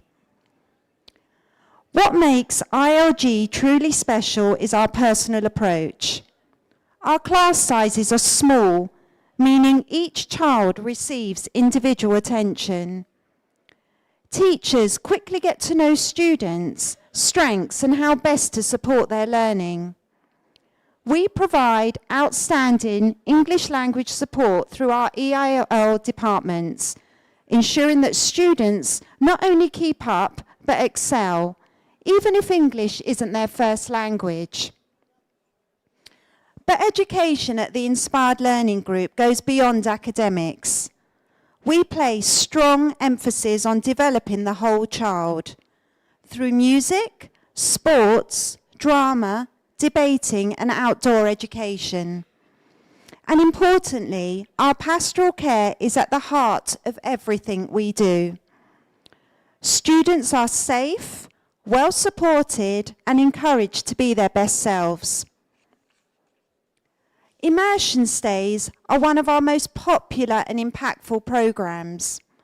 They allow international students to join our schools for a short time, typically from 1 to 6 weeks, and fully experience life as a British student. They attend regular lessons, interact with local pupils, and take part in school clubs and activities. This is far more than a language course. It's about real learning in a real environment. Students become more confident in speaking English because they're using it every single day, both in class and in social situations. It also helps them develop independence and adapt to a new culture, which is great preparation for future education abroad. Our boarding houses offer a warm and welcoming environment that becomes a second home for our students. Each school provides a slightly different boarding experience, from country estates to coastal towns, but all are comfortable, safe, and carefully supervised. Students have cozy bedrooms, communal areas to relax, and staff are on hand 24/7 to support them. We encourage a sense of family and routine, where students learn to balance study with relaxation and social time. Weekends are filled with trips, sports, games, and plenty of fun. We understand that language can be a challenge at first, but it's one we are well equipped to support. All our schools have excellent EAL tailored to each student's level. Whether they need individual lessons or group support, our dedicated EAL teams work closely with classroom teachers to ensure progress. We also offer intensive English courses during holidays and throughout the year for students looking to rapidly boost their skills before joining full-time education in the UK. During the school holidays, we run really summer and half-term camps, all at our boarding schools. In the summer, students begin their day with engaging English lessons, and they enjoy afternoons filled with activities, from art and science to sports and excursions. They meet peers from around the world and practice English in a fun, interactive environment. Our half-term camps are ideal for short breaks during the academic calendar, offering boarding, fun trips, and a range of indoor and outdoor activities. Each camp is designed with a balance of structure and freedom, so students make the most of every moment. The multi-school visit program is a fantastic option for families or agents wanting to compare different schools in one trip. Students visit 3 of the most unique schools: Claysmore School, St Felix School and Shabir College. Each offers distinct, from beautiful countryside settings to coastal learning environments. Over the course of 2 or more weeks, students attend lessons, enjoy cultural excursions, and begin to understand what type of school environment suits them best. For families considering full-time boarding, we offer the chance to experience life at an ILG school through a taster week. Students stay at our boarding houses, attend lessons, and take part in all aspects of school life. At the same time, parents are welcome to stay nearby. They can meet the school leaders and get a full sense of the whole environment. This is a great way to build confidence and ensure the school is the right fit before committing to a longer stay. So, no visit to the UK is complete without cultural experiences. From London to Bath, Oxford to Windsor Castle, our excursions are carefully chosen to support learning and cultural understanding. Students visit museums, take part in interactive science workshops, walk in historic cities, and even explore Harry Potter's world at the Warner Brothers Studios. We want students to have fun, but also leave the UK with a greater appreciation of its language, heritage, and values. At ILG, we believe school life should be exciting and enriching. Our co-curricular activities give students the chance to try something new and develop soft skills that last a lifetime. Whether it's playing the drums with a music teacher, abseiling during a weekend trip, or joining a debating club, students gain teamwork, confidence, and creativity. These experiences are just as valuable as academics, and they are a key reason why our students leave ILG schools so well-rounded and future-ready.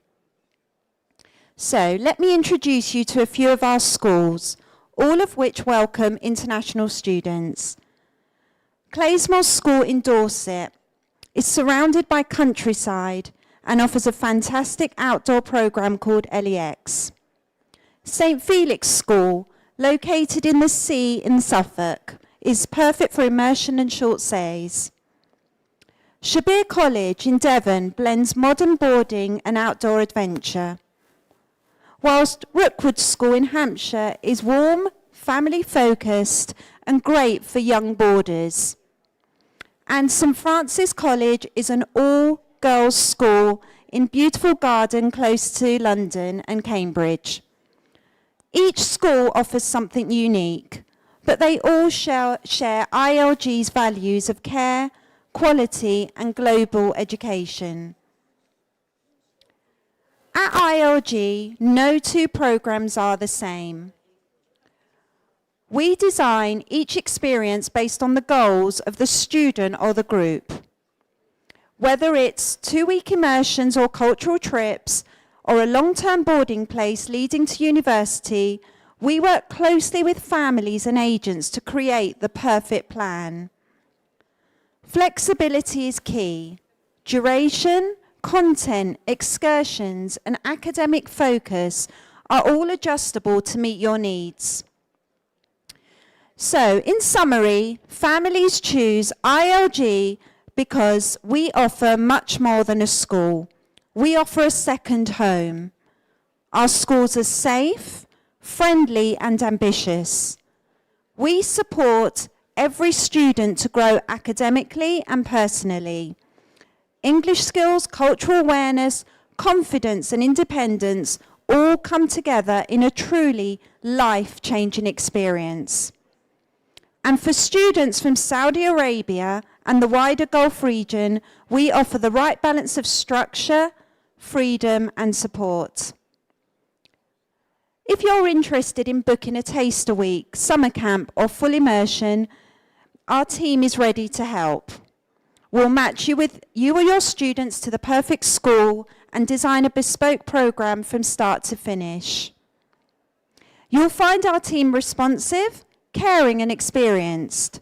We're with you every step of the way. So thank you once again for your kind time and attention today. It's been a pleasure sharing our story with you. We look forward to welcoming your students to the UK and providing them with an unforgettable educational journey. Thank you.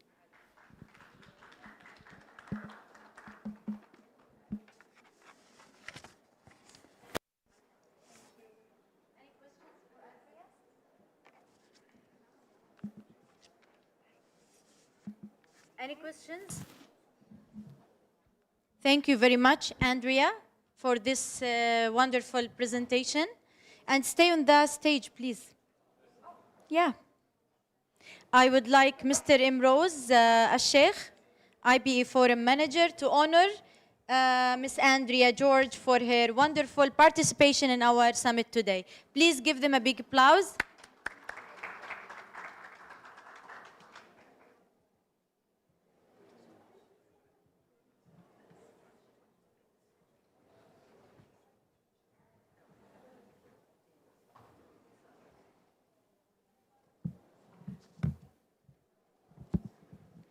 الآن يسعدنا أن ندعو السيد يونس من STEM Education ليرافقني بالستيج. Mr. Yunus, could you please? ونقوم معا بالإعلان اليوم وبكل فخر عن إطلاق مسابقة STEM آثلون السعودية، والتي تمثل خطوة نوعية في مسيرة العلم لطلاب المدارس في تعليم STEM لبناء جيل مبدع يقود المستقبل. هذه المسابقة موجهة إلى طلاب المدارس من عمر 6 إلى 18 سنة من مرحلة رياض الأطفال وحتى الثالث ثانوي، حيث تتيح لهم الفرصة للتعلم والابتكار والتنافس في مجالات متنوعة من عالم STEM. هذه ليست مجرد منافسة، بل هي رحلة تعليمية ملهمة تنمي مهارات التفكير والإبداع والعمل الجماعي، وتفتح المجال أمام طلابنا ليكونوا جزءاً من تجربة تنافسية عالمية. ستستضاف المسابقة في شهر فبراير بإذن الله تعالى في النهائي الوطني في أعرق جامعات المملكة، وسيتم تحكيمها من قبل أكاديميين وخبراء متخصصين من الجامعات لضمان أعلى مستويات الجودة والنزاهة والمعايير العلمية، مما يمنح فرصة لطلابنا في المملكة ليقدموا أفضل ما لديهم أمام نخبة من الخبراء ويتنافسوا محليا ليمثلوا المملكة عالميا في اليونان. إن انطلاق مسابقة STEM آثلون في المملكة يتماشى مع رؤية المملكة 2030، والتي يقودها خادم الحرمين الشريفين الملك سلمان بن عبد العزيز آل سعود حفظه الله، وولي عهده الأمين صاحب السمو الملكي الأمير محمد بن سلمان حفظه الله، في سبيل تمكين الشباب ودعم الاقتصاد المعرفي وتعزيز موقع المملكة كمركز عالمي للابتكار والتقنية. بانضمامنا لهذه المسابقة بعد انطلاقتها في اليونان وبرعاية IBE فورم وإنماء التعليمية، فإننا نفتح آفاقا جديدة أمام طلاب المملكة للانخراط في تجربة تنافسية عالمية، حيث يلتقون مع أقرانهم من مختلف دول العالم لنؤكد أن المملكة العربية السعودية ليست فقط جزء من المستقبل، بل هي صانعة للمستقبل بعقول شبابها وشاباتها. يمكنكم الاطلاع على تفاصيل المسابقة. بدأ التسجيل من هذه اللحظة. تسجيل الفرق يكون عبر الرابط. يوجد أيضا رابط التسجيل في ساحة العرض بالخارج.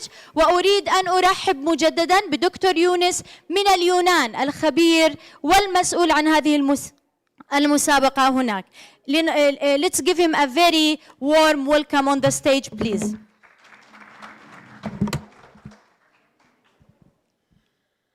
Thank you so much.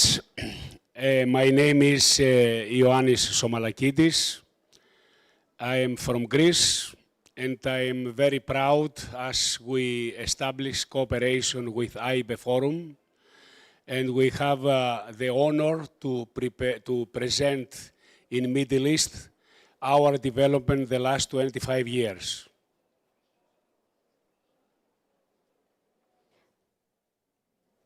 الدكتور يونس يرحب بكم في هذه اللقاء ويود أن يعرض عليكم الآن تفاصيل المسابقة. So that means in Saudi Arabia we have the honor to present our activities in Jeddah, in Dammam, and now in Riyadh. And our presentation here is to explain our development the last 25 years. So in bullets, we believe that if you want to start activities in your school, how to do that is not necessary to spend a lot of money or to do activities based on the hardware. The only possibility is to starting to use open hardware materials, which is very cheap. They have a very big to connect to each other. And also, it's very important to understand that you will use as software just only free of charge. So, in the beginning, in primary school, you will use Scratch or Make Code. Why? 200 countries in all the world, they use the same languages, so there are millions of resources. What you would like to do, just only go to Google, research and download, nothing else. يؤكد دكتور يونس أن المسابقة هي مجانية ومتاحة مصادرها البرمجية في منصة جوجل، ويمكن أن يعود المدربين يستخدموا لغة سكراتش أو يستخدموا بيكتو بلوكس أو يستخدموا أي لغات البرمجة الموجودة لعمل المشاريع بالفئات المفتوحة.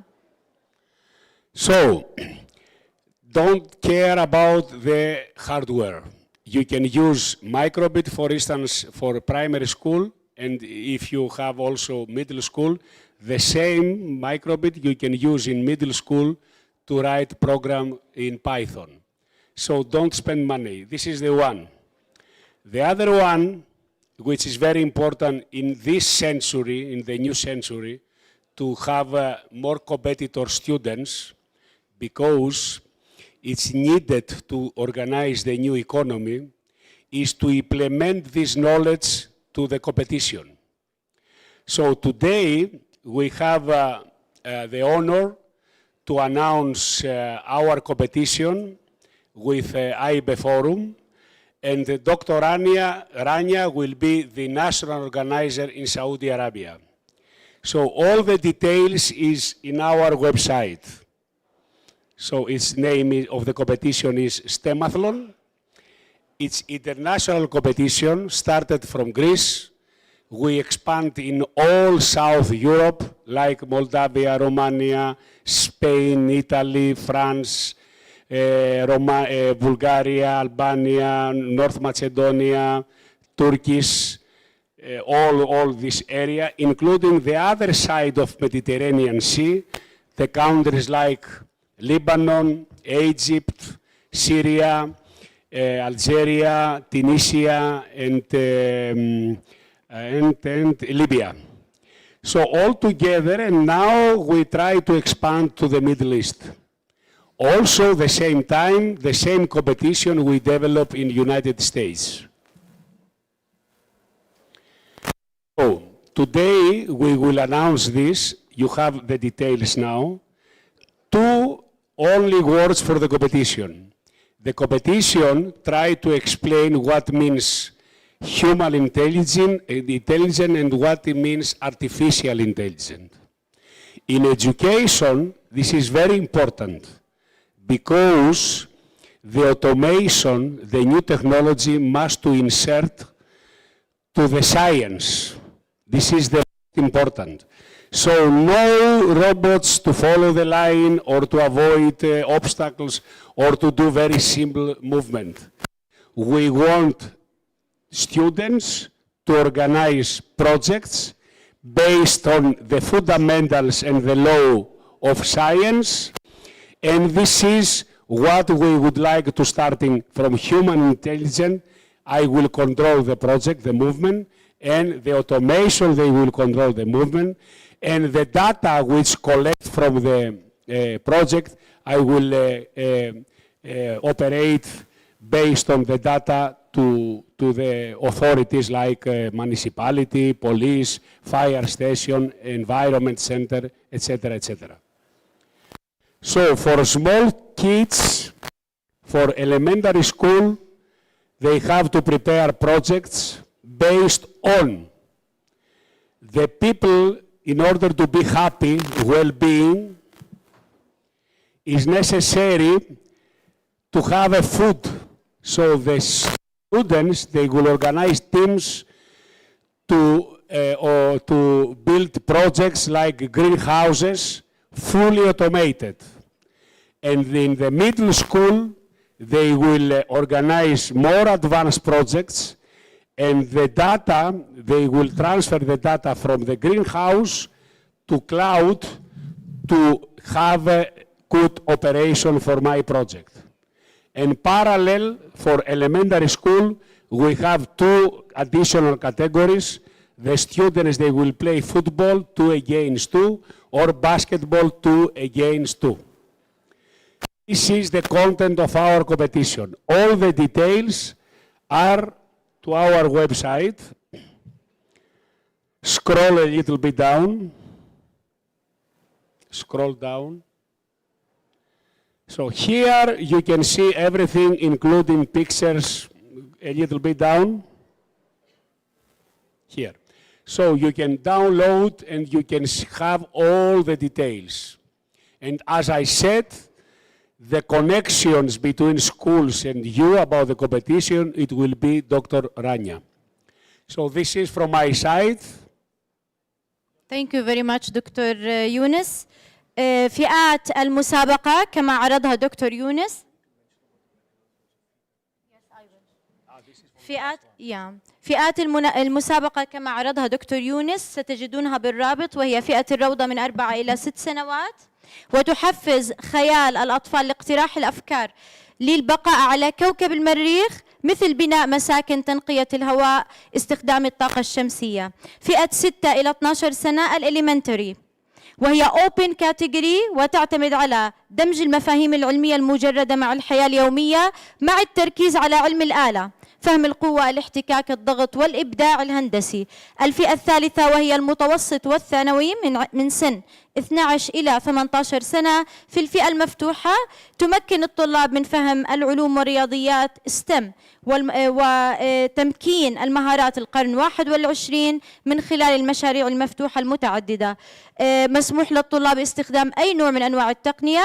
هناك فئة 16 فما فوق وهي الفوكيشنال كاتيجوري، الفئة المهنية التقنية. فئة الألعاب التكميلية Parallel Games، وهي أيضا من سن 16 إلى 18 سنة، ويوجد في السوفت وير أيضا من سن 6 إلى 18 سنة، من سن 6 إلى 12 سنة. هذه هي الفئات بشكل مختصر.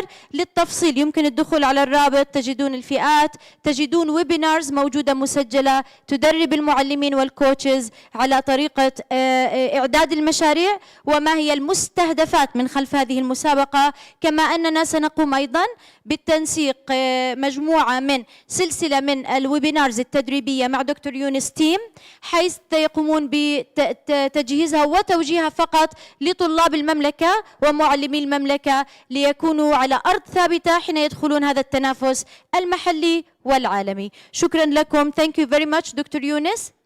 You have anything? Just only one point. Everything is supported from our portal. So just the only is to learn how to use this, and then it's very easy to support your teams and your students. Thank you so much. Thank you so much.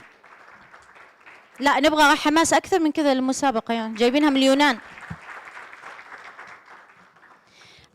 Thank you very much. We invite everyone to take a brief break, enjoy some coffee and refreshments, and return shortly to continue our inspiring sessions. Lunch will be served at 2 p.m.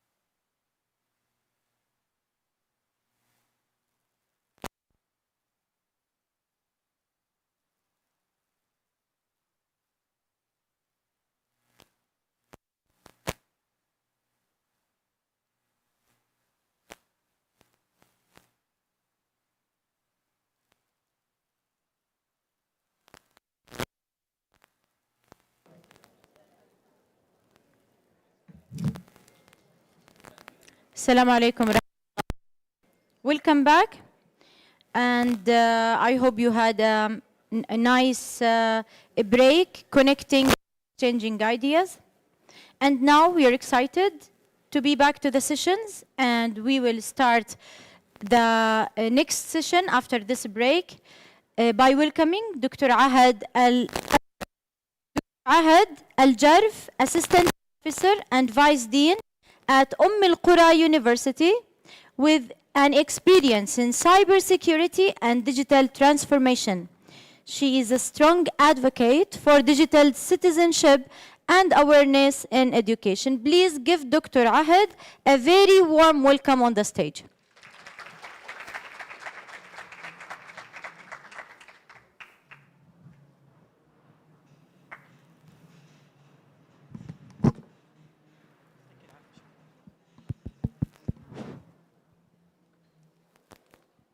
Assalamu alaikum, and good afternoon, everyone.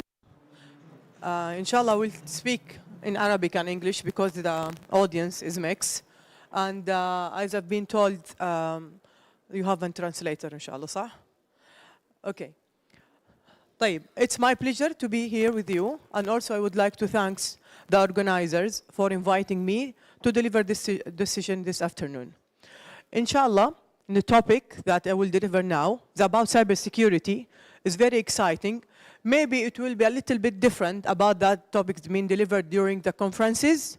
So, in my point of view, as an expert in this field, inshallah we will see the relationship, العلاقة ما بين الأمن السيبراني، التوعية، وليش هي مهمة لطلاب العلوم في التخصصات، الرياضيات والعلوم والهندسة. Why cybersecurity is very important for the students. You need to start from the beginning of their journey, not just to wait until when they join the universities. Inshallah, اليوم we will talk about cybersecurity awareness and digital citizenship in STEM education. Okay. تعرفوا شو يعني مواطنة رقمية؟ Question for the students. تعرفوا شو يعني مواطنة رقمية؟ طيب. Cybersecurity؟ أمن سيبراني. Okay. Cybersecurity أو الأمن السيبراني. It's about how to protect our information, personal data, our valuable assets. كيف احنا نحمي البيانات الشخصية من الاحتيال ومن الجرائم والتهديدات السيبرانية. طيب. المواطنة الرقمية. Everything now is related on technology, صح؟ كل شيء.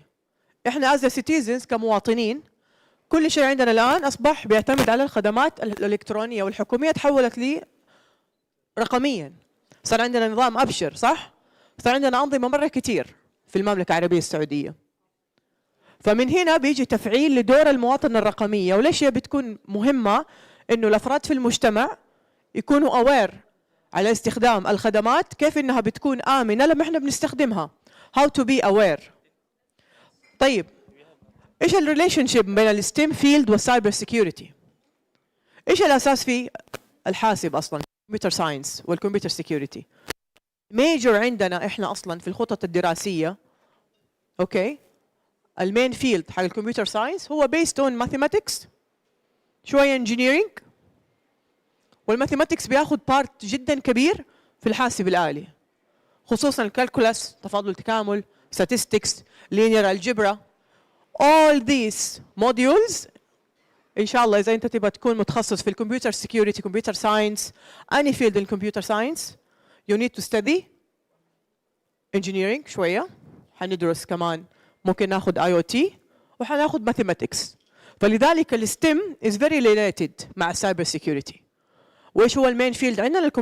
الكمبيوتر security. فقلنا الSTEM is very related. Okay, so we need now is awareness.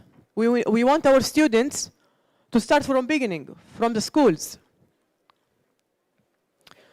طيب. لما احنا نقول نحب نبدأ من بدري من المدارس من تعديل المناهج. If I want to improve the curriculum of the studies in the schools. الستودنتس لازم يدرسوا aspects مرة important عن السايبر سيكيورتي مثل ethical hacking, personal data, ايش الانفورميشن that I should share the information that I shouldn't share. احنا مثلا بنتكلم عن التقنيه صح؟ نلاقي البيبيز صاروا يستخدموا الايبادز والابلكيشنز. اوكي سو ناو احنا عندنا different generation new generations كل شيء عندهم معتمد على التقنيه. فلذلك احنا نحتاج نأهل جيل واعي بالامن السيبراني. طبعا حتى نحقق هذا الشيء لازم نبدا على تحديث الخطط الدراسيه. طيب ايش عندنا examples على الابروتشز او الاكزامبلز اللي احنا نحتاج انه نضيفها ممكن للمناهج المدرسيه؟ ممكن نضيف شيء عن للانجينيرينج للمهندسين، شيء له علاقه how to design secure hardware، how to design مثلا secure networks. نفهمهم حتى لو هم مثلا ما حيسووا equipments. Okay, you are not going maybe to design a full hardware, but you need to understand how all equipments should communicate together in a safe manner. طيب ايش النتورك that I should share, the information that I shouldn't share. طيب attacks resistant systems. Maybe we can ask the students to design very simple systems. Also maybe we can explore the students algorithms. احنا في عندنا الخوارزميات اللي في الرياضيات الايكويشنز، اصلا كثير من الاشياء عندنا في الكمبيوترز مبنيه على equations. فهنا عندي strong relationship between mathematics and computer science. طيب الروبوتكس الاي اي برا المعرض ايش كان في شركات؟ mainly what they are doing AI شويه روبوتكس صح؟ هو اصلا كله معتمد على ايش؟ هل هم بيستخدموا hardware only؟ hardware and software. طيب how can I use this? How can I improve their skills? I need also to encourage students from the schools and to update STEM curriculum to be integrated with cybersecurity. طيب هنا some advices or maybe I can say some steps that maybe we can use for integrating cybersecurity into STEM curricula. First, we need to analyze existing STEM curricula. What we have now in our schools. ايش الموجود عندنا حاليا في المناهج الدراسية؟ فين الجابس؟ ايش الجابس اللي ممكن الآن الطلاب ما بيعرفوها؟ مثلا do I need to add a module about AI? Yes, of course, I need them to start to be clever. احنا الآن بنعلمهم robotics، بنعلمهم برمجة الروبوتات، بنعلمهم كيف يعملوا برمجيات معينة باللوجو. they need to study AI حتى لو كانت in a basic يعني language. طيب what else? I need to design a cybersecurity learning modules. قلنا why؟ لأنه الآن everyone is needing cybersecurity awareness على فكرة، مو بس المتخصصين، كل الناس الآن يحتاجوا يكون عندهم توعية بالأمن السيبراني. طالما إحنا موجودين في العالم الرقمي وبنستخدم التقنية في كل شيء في حياتنا، فإحنا بنحتاج إنه إحنا يكون عندنا مقررات خاصة في الأمن السيبراني. إذن لما إحنا نبغى نشتغل على modules تكون important and integrating cybersecurity in learning modules, we need to define the learning objectives. أنا هحط موديول عن ال AI مثلا، عن ال robotics. Also I need to think about the cybersecurity aspects. طيب developing hands-on activities and projects. شفت برا برضو كان موجود في المعرض رازبري باي. كيف الستودنتس they كان رازبري باي في البروجرام يسووا programming. اوكي let them build basic firewall مثلا بالرازبري باي عشان يفهم فكرة الفلترنج. لأنه مثلا لما نبغى نعمل secure network، النتوركس عادة أو الفاير وول يسوي فلترنج للنتورك للشبكات، ما يخلي يعني أي ترافيك تكون innocent أو suspicious تعدي من هذه الشبكة. في كده مرة يعني small aspects نقدر إحنا نقدمها بطريقة مرة مبسطة لطلبة المدارس.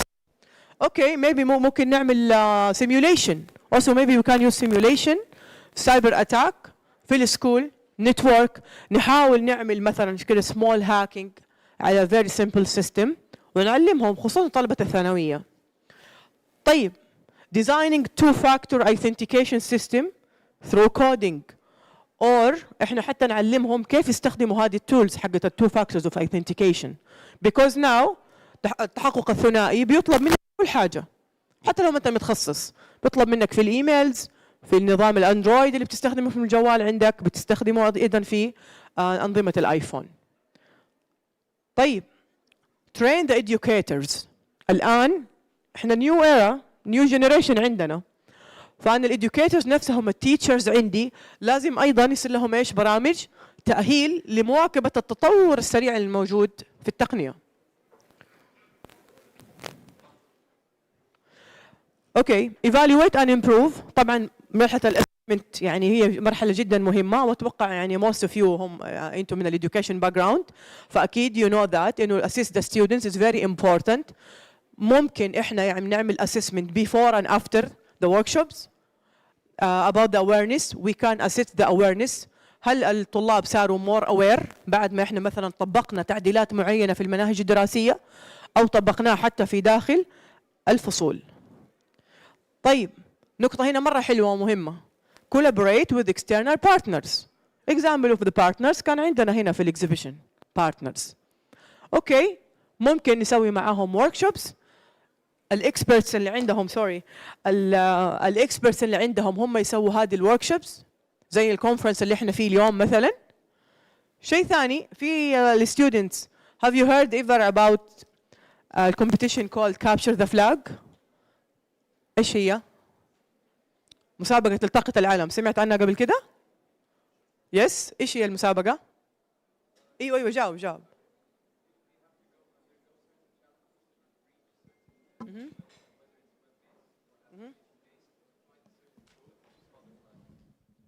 ممتاز.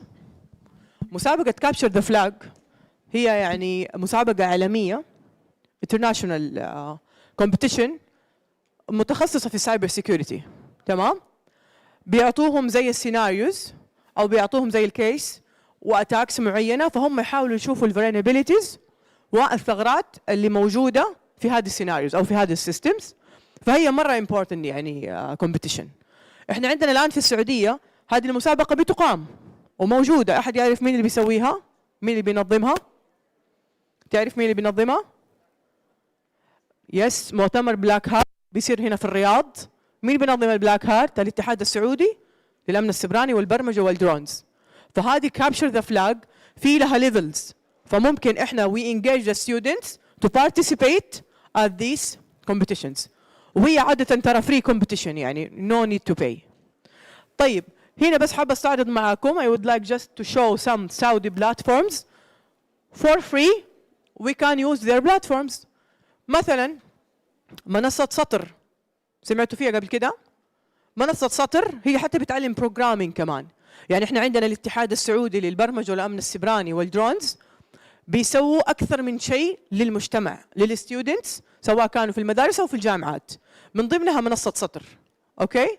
وكمان بينظموا ممكن مسابقة كابتشر ذا فلاج، وفي عندهم أندية يعني لايك سمول كوميونيتيز تكون في اليونيفرسيتيز اسمها سايبر هاب. طيب عندنا كمان الناشونال سايبر سيكيورتي أثوريتي اللي هي الوطنية للأمن السبراني، موجودة برضو في المملكة العربية السعودية، وممكن من مين العمل حقها انه هي كيف الفوكس عندها على السايبر سيكيورتي وإديوكيشن، وتعطي الفريم ورك للسكولز المدارس وللجامعات كيف احنا وكان يعني نبني خطة دراسية ممتازة في مجال الأمن السبراني، لأنه هو أصلا ترند، it's a need for everyone. طيب في مثلا بلاتفورم وهي يمكن تكون شركة اسمها Proven Robotics، هذه just an example، يعني في شركات كثير كانت موجودة في الإكسبيشن. مثلا هذه من البلاتفورمز اللي مهتمة بالروبوتكس والاي اي وبتهتم بالستودنتس والبروفيشنالز. في عندنا كمان اللي هم تحت اللي قلنا عليهم الفيدريشن فور سايبر سيكيورتي بروجرامينج اند درونز اللي هو الاتحاد حق الامن السبراني. في من البيج ايفنتس اللي هم بيسووها في الرياض every year هي البلاك هات، فدائما حتلاقوا المتخصصين والناس اللي في السايبر سيكيورتي موجودين في هذا المؤتمر. طيب في النهاية الشيء اللي حابة أختم فيه اللي هو strategies for promoting safe online behaviors. Okay, we educate our students, we need to raise awareness, also the educators, we need to improve our curriculums. What else do we need? We need to promote the safe online behaviors. Okay? لأنه maybe الموديولز not going to cover everything in our life about security I mean because the attacks targeting us everywhere ترى from everywhere. يعني احنا الاحتيال الإلكتروني أو الجرائم المعلوماتية اللي ممكن نتعرض لها سيناريوهات انتم ما تتوقعوها بكل الأشكال، مو ممكن حتى نغطيها في واحدة محاضرة. طيب فإيش الحل؟ again awareness هو الحل، التوعية هي الحل. طيب we need to teach the students and users how the internet work including privacy settings data sharing and digital footprint. اوكي اعطيكم اكزامبل مرة بسيط. تخيلوا سناب شات مع اولادكم او مع الستودنتس، هو يفتح can talk to anyone in this world صح؟ ممكن هو عنده اللوكيشن هذا مفتوح، يقدر اي احد يعني غريب يعرف موقع البيت، يعني يدخل على خصوصية البيت عن طريق الأطفال والأطفال بكل براءة. فلذلك إحنا we need يعني raise awareness للستودنتس وللكيدز حتى في البيت إنه privacy need to be on. It's very dangerous. حتى لو يعني الموضوع يكون فيه مثلا يعني نقول تخويف شوية إنه الموضوع is very serious لأنه إحنا ممكن بسبب براءة الأطفال نتعرض للأذى. إذن integrate cyber security tools into school curricula such as phishing awareness, password hygiene and safe browsing. ممكن نستخدم معاهم simulation عن طريق الجيمز اللي هم أصلا يحبوها، وممكن عن طريق الريل وورد سيناريو. طبعا احنا برضه كنا بنتكلم على الجنريشن اللي هم متوسط وثانوية ما شاء الله حيفهموا، يعني عندهم قدرة استيعابية حتكون أكثر مثلا من المرحلة الابتدائية. طيب هنا للبارنتس عفوا للبارنتس والتيتشر والeducators. انتوا you need to implement some technology based saved and monitoring. أدوات رقابة للأبوين ضروري هذه تكون مفعلة. مثال مرة بسيط يوتيوب كيدز. اليوتيوب اللي يدخل عليه أي طفل ويكتب أي keywords ويتفرج على مقاطع ما نعرف إيش محتواها صح؟ اليوتيوب كيدز هو زي الفيرجن إن شاء الله إن هو سيف يعني أفضل من اليوتيوب العادي. ممكن أنت تحذف اليوتيوب العادي من جهاز الأطفال تفعل اليوتيوب كيدز في keywords ما يفعلها. لو جاء طفل كتب كلمات أي كلمة معينة كذا ما حيطلع له هي أي شيء يعني ما يناسب محتوى الفئة العمرية اللي أنت راح تحددها مثلا في اليوتيوب كيدز ما راح يفعلها لهذا الطفل. فلذلك في تولز مرة بسيطة إحنا لازم إنه إحنا نفعلها. لذلك implement parental controls و monitoring tools to protect الماينرز أو الكيدز اللي عندنا في البيت. طيب إيش الرول حقت التكنولوجي؟ طب التقنية نفسها كيف بتساعدني في موضوع الأويرنس؟ again الأكسس تو انفورميشن. عندي مثلا الديجيتال بلاتفورمز، نفس البلاتفورمز أو الابليكيشنز هي بتساعدني في الأويرنس. أوكي هاو؟ مثلا نظام الآيفون، عمرك جربت تخلي كلمة المرور اسمك ورقم وتاريخ ميلادك؟ كويس. That means إنه أنت aware don't use your personal information as a passwords. مع إنه متأكد إنه في ناس بيستخدموا هذا الشيء حتى الآن. يس. طيب مثلا نظام الاي او اس حق ابل جوال الايفون العادي ما يخليك اصلا تحط اي كلمه لها علاقه باسمك او لقبك. يقول لك error no don't use your personal information as a password. ما يخليك. فهذا ايش؟ هو نفس الابلكيشن يمنعك من استخدام كلمات مرور معينه. فهذا مثلا اكزامبل انه how technology can help us in يعني نعمل كنترول اذا احنا ما كنا aware على هذه الامور. طيب ثاني نقطة احنا ممكن نستفيد منها interactive learning and engagement. اسهل شيء وامتع شيء ممكن نستخدمه للكيدز او للستودنتس ان هم يتعلموا اي شيء الفي ار virtual reality augmented reality.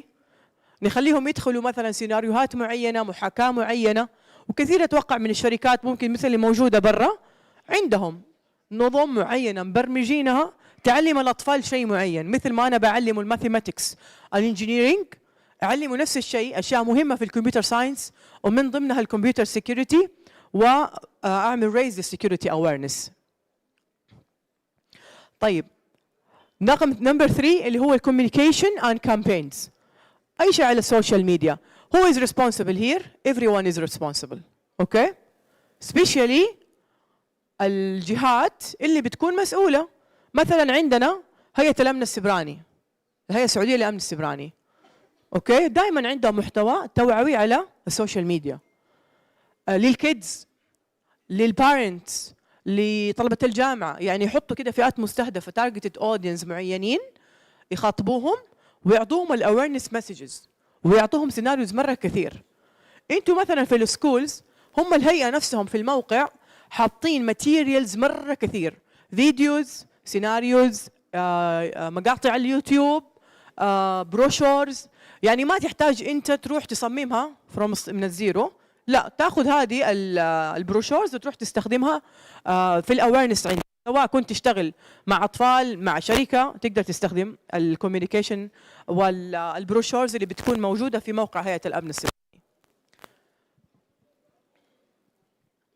So in conclusion, fostering a culture of cybersecurity awareness and digital citizenship in STEM education هو it's a must و it's really a need. يعني هو ما هو شيء ترفيهي ولا شيء ثانوي، يعني هو مو حاجة إضافية أنا أسويها، هو شيء ضروري لأنه في احتياج جدا كبير الآن للمجتمع نحن عشان نتطور، نحتاج أيضا بتطور كل التقنيات إنه حتى المناهج الدراسية عندنا تتطور.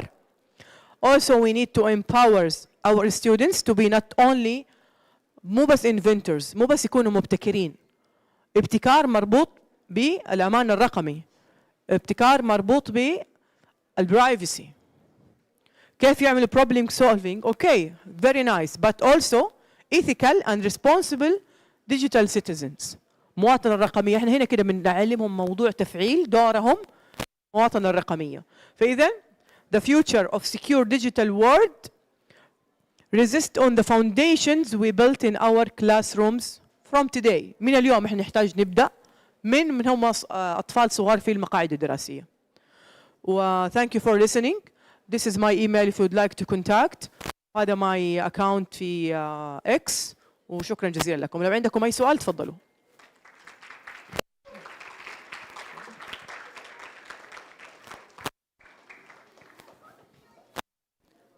في any questions؟ Okay. شكرا لكم.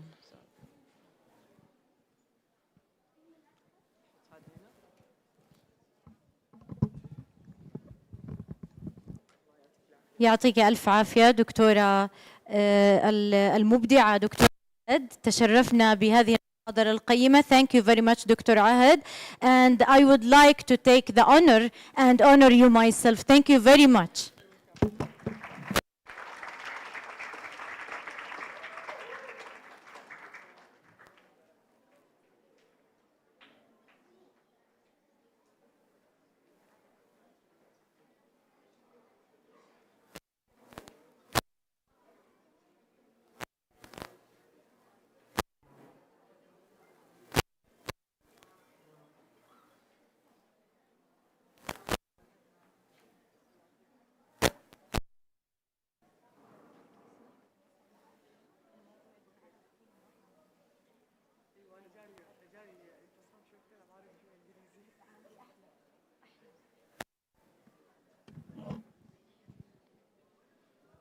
Thank you very much again for Dr. Ahmed Al-Jarf. I am a big fan of her actually.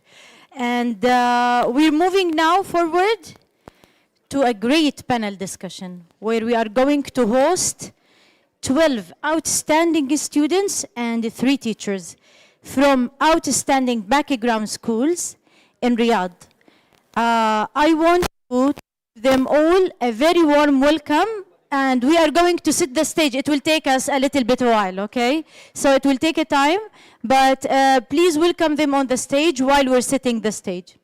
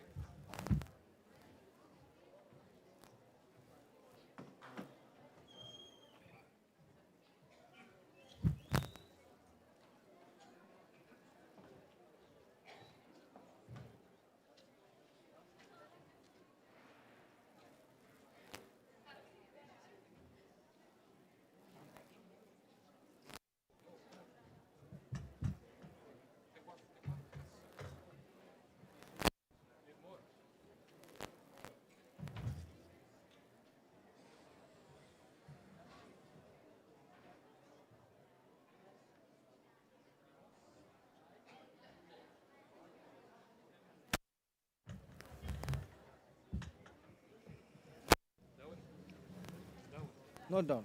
Keep it here. Keep it here. No, keep it here. Here. Okay, خلاص.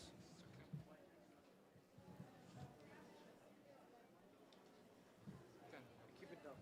Can you move this down?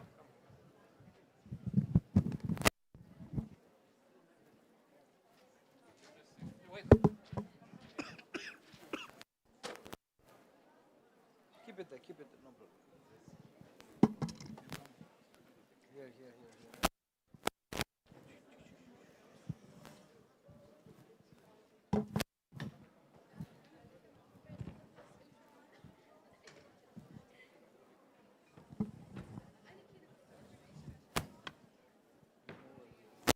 ये chair out हो सकती chair जोड़ना 13 जोड़ना वहाँ से जोड़ो यहाँ से जोड़ो अभी ओके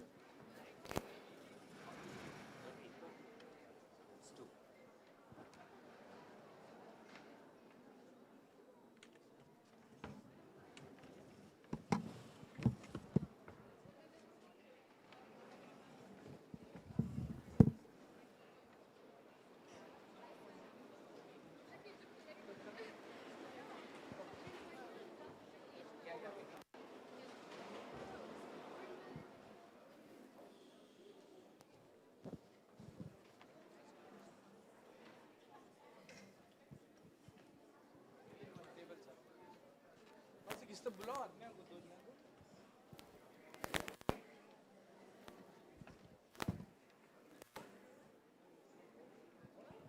ओके खलास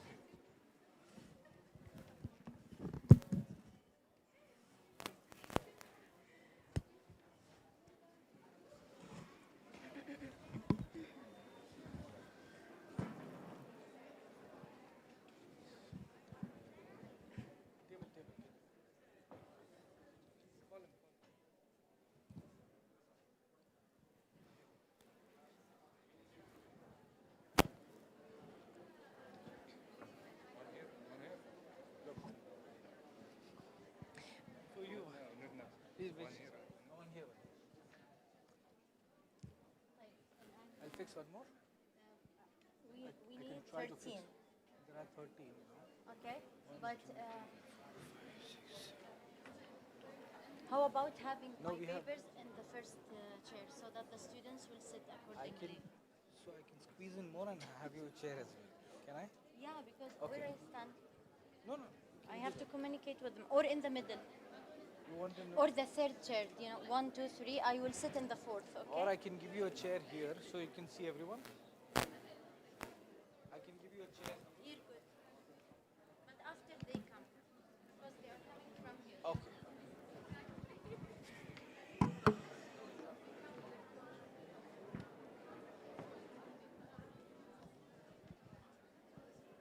So I know it's taking a little bit longer, but we're having a very big crowd on the stage. And let's start calling the names. Are you ready, guys? Yeah? Okay. I would like to welcome first Mazen Murad from King Faisal University on the stage. Please welcome him on the stage. لا هذول طلاب.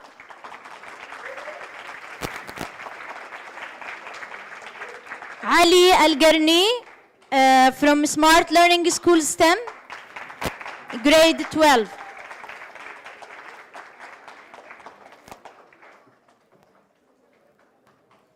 Faisal Al-Hamidto from grade 11 Smart Learning Schools. Saif Al-Qasimi from grade 11 Faisaliya Schools Jeddah.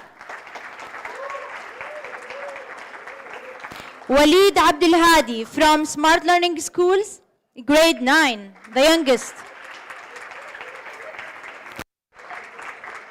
Firas Ash'alan from grade 11 King Faisal Schools.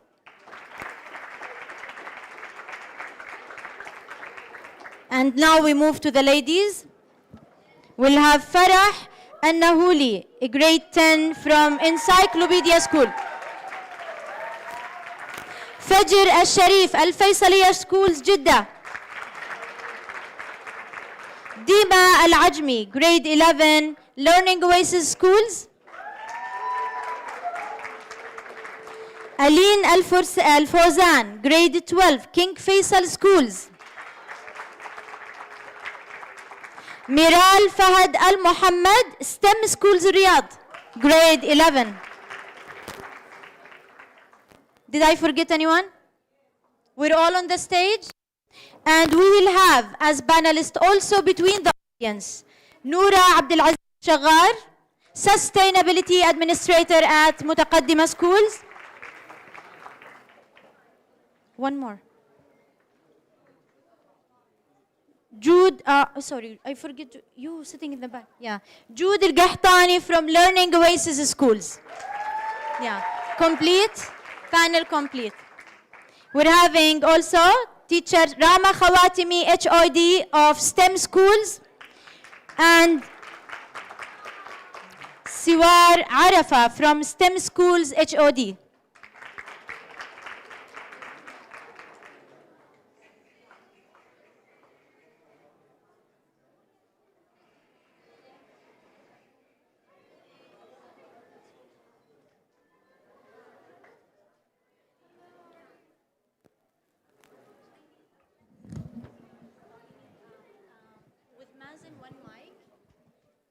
The girls will have one mic and one mic with the teachers.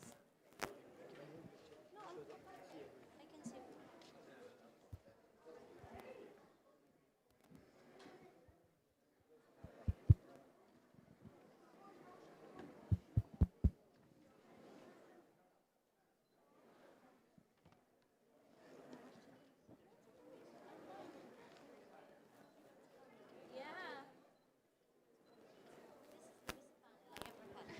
This is the best panel I ever had. I never had so much speakers on a stage before. And mashallah, not usual speakers. We have great minds, future innovators, winners of international competitions, national competitions, achievements in Qudurat and GAT, I guess, and SAAAT, and unusual students with high abilities. So they deserve a very warm welcome again on the stage. And today we are talking about a very interesting topic, dealing with you as students. Now we heard during day 1 and day 2 about the professional's perspective about AI, technology, integration in life, cybersecurity, chain blocks, coding, robotics, the future of innovation. How does this affect our life in the future, what we expect in the workforce, and also about the impact on industry in our beloved kingdom, Saudi Arabia. And today we celebrate you. We want to hear your side of the story. We want to hear what does your school give you as STEM students in intermediate and secondary classes, and maybe seniors or juniors, whatever you call it, and how does the school paves the way to you in order to carry on the forces, on the workforces in the future? What will be your contributions to the workforce and to the national income industry? And here we go. So I will start with Ali Al-Garni to make it just arrange, okay? And I will ask you, Ali, as a senior student, how do you see STEM education preparing you for the future and for solving challenges in real world and preparing you for next steps in your career, as now you're going to graduate very soon after 5 months? Assalamu alaikum. To me, STEM education is about two things. It's about problem solving and critical thinking. These two things help us face real life challenges to find the best solution possible. To me, this mindset not just gonna help me in my university years. In fact, I see it essential for my career. I see using these skills, I could go through barriers that I have never thought about. So this is the difference between us STEM education students and other type of educations, that we start using the skills from a young age. So when we grow up, the skills grow up with us too. Till a time, we could use it in the best possible way. Thank you very much. Give him a clap. Ali is the future engineer, and he is going to carry on a new vision in engineering, I believe, and invention field. And I want to move to Mazen, and mashallah, tabarakallah, Mazen, he is a brilliant student. I don't want to reveal your secrets. You are going to reveal it yourself. But I want you to tell me, when we're looking at the future now, what's one real world problem that STEM education helped you to, let's say, solve or apply to real application? Of course. So a relevant issue I see and I face, and pretty much everyone I know faces this issue, especially here in Riyadh, Saudi Arabia, is traffic congestion. The most important resource in anyone's life, especially us students and youth, is time. And time spent on the road, whether or not you're the one driving, could be spent more productively or in a more useful way. For example, in my life, I spend a minimum of an hour a day on the road. It may not sound like much, and it isn't much, but when this 1 hour accumulates over, say, a year, that's 15 days of your entire year gone on the road. A problem related to STEM that could potentially solve this is, for example, satellites that monitor cities' traffic patterns over months. Specialists could analyze these patterns and maybe even train AI to recognize these patterns to target infrastructure improvements. But of course, it's not a simple issue, because no matter what you do with the infrastructure, you have to mitigate population density first, especially in cities like these. So Mazen, can you please tell us about your experience in STEM car racing, F1 in schools also? Of course. So F1 in schools, which is now known as STEM racing, is basically high school students forming Formula 1 teams. So the same way you see Ferrari, Aston Martin, or Red Bull, we students make teams of 5 to 6 students between project management, engineering, and enterprise to make a car and build a brand around it. So for example, my team, Gaddam Racing, has been at it for 9 months now, starting last January. We got past regionals as the second place team in Riyadh. We got past nationals in July as the second place in Saudi Arabia. And hopefully in around a week's time, thank you. And hopefully in a week's time, we're off to Singapore to represent Saudi Arabia in the World Finals. Inshallah, you will win the first place in Singapore, and we're going to receive you in the airport. Inshallah. I'm very happy to have you, mashallah, both of you, Ali and Mazen, and we're moving to the girls' side. So I want to move to Jude Al-Gahtani. And Jude, how do you think collaboration in STEM, working with others on experiments or a project, how does this build skills, social skills for you, presentation skills, showcasing skills? Tell me. First of all, good afternoon, everybody. Thank you for having me here. My name is Jude Al-Gahtani, and I'm representing Learning Oasis School.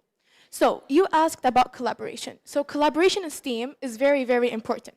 So what is collaboration? Collaboration in STEAM is important because many problems are too complex for one person to solve. So by working together and discovering different skills, for example, like programming, design, data analysis, can help us solve better solutions. Also, teamwork. Teamwork in STEM is really important. Teamwork helps us build communication, responsibility, creativity, and most important, critical thinking. In our daily life, we have scientists, engineers. They use their team by helping them face bigger challenges. We have medical research, we have climate change, and we also have discovering new technologies. So in conclusion, collaboration in STEAM also can help us in our daily life, real world, and we can solve better solutions. Thank you. Thank you very much. Thank you. That's brilliant, and this guides us to Miral.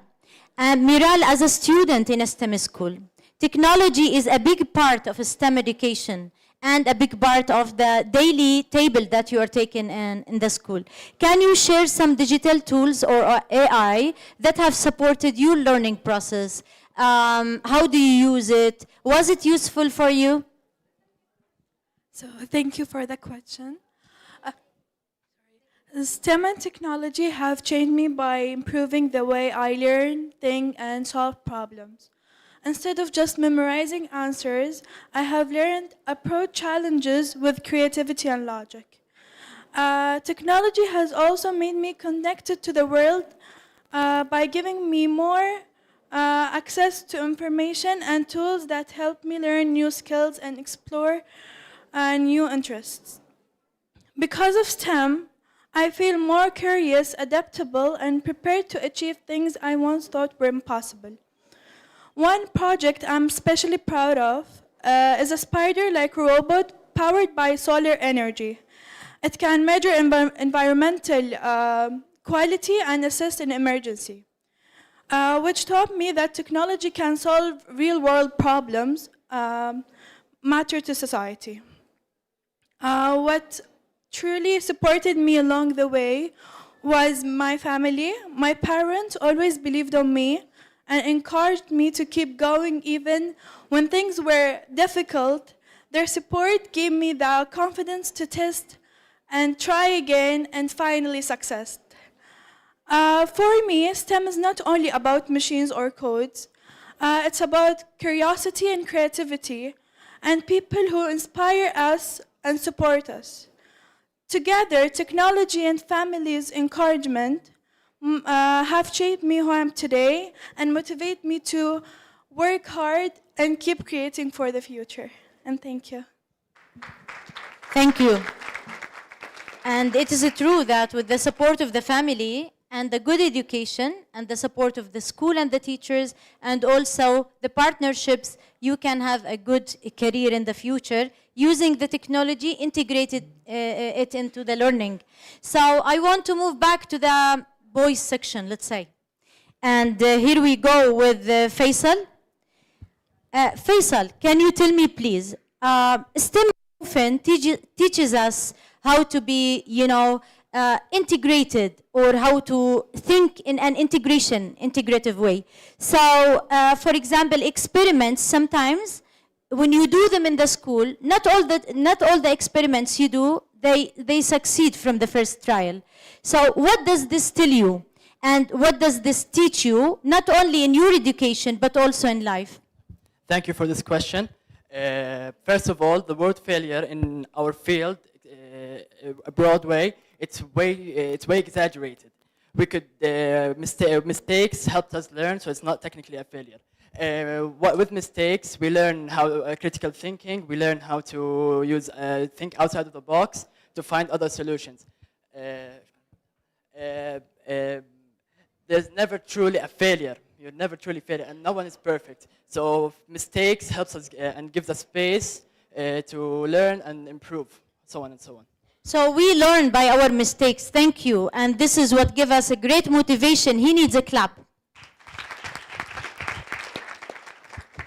And I'm moving now to the youngest panelist on the stage, Walid. Walid, you're one of the youngest on this panel. You are in grade 9. So how has STEM made learning more exciting and connected to real life for you? STEM makes learning exciting because it's hands-on and connected to real life. Solving problems, experimenting, and even creating things that I can use to keep me engaged and curious. I can also enter competitions to help me win once or twice and move on. Thank you. Give him a clap. لا يعني أقوى شوي. عنده واسطة. Yeah, and I also want to move to Saif. And Saif, I know you're excited about participation. And you came a long way in order to be part of our panel. We are very honored to have you, Saif. And STEM is not new to you because last year you were with us. STEM is not only about science, right? It is about what? Tell me. STEM is the STEM is the engine that drives Saudi Vision 2030. It empowers us to build a knowledge-based economy, create sustainable solutions, and lead innovation for the future. Vision 2030 places a strong focus on preparing youth with future-ready skills, creativity, problem-solving, and digital literacy, while also ensuring we never lose sight of sustainable and environment responsibility. A great example is Mohiba, which discovers and empowers gifted students through programs, competitions, and partnerships. It gives young talents the opportunity to grow, innovate, and we connect with the global scientific community. This is exactly how STEM contributes to Vision 2030 by unlocking human potential and turning it into a real impact. My belief is simple. When we combine STEM with our natural vision, we are not only shaping careers, we are shaping the future of Saudi Arabia. We, the young generation, are ready to use STEM to build more sustainable, innovative, and prosperous kingdom. In the end, I would like to give special thanks to Engineer Anas Al-Hinehan, and I am deeply grateful for the valuable insights and inspiration he shared in yesterday's discussion panel. Thank you, thank you. Give him a big clap, please. Amazing. And I want to move to the girls now, Aline and Dima. Could you please tell me, we start with Aline. Could you please tell me, as a senior student, what role do you think critical thinking and creativity plays in applying STEM to everyday life?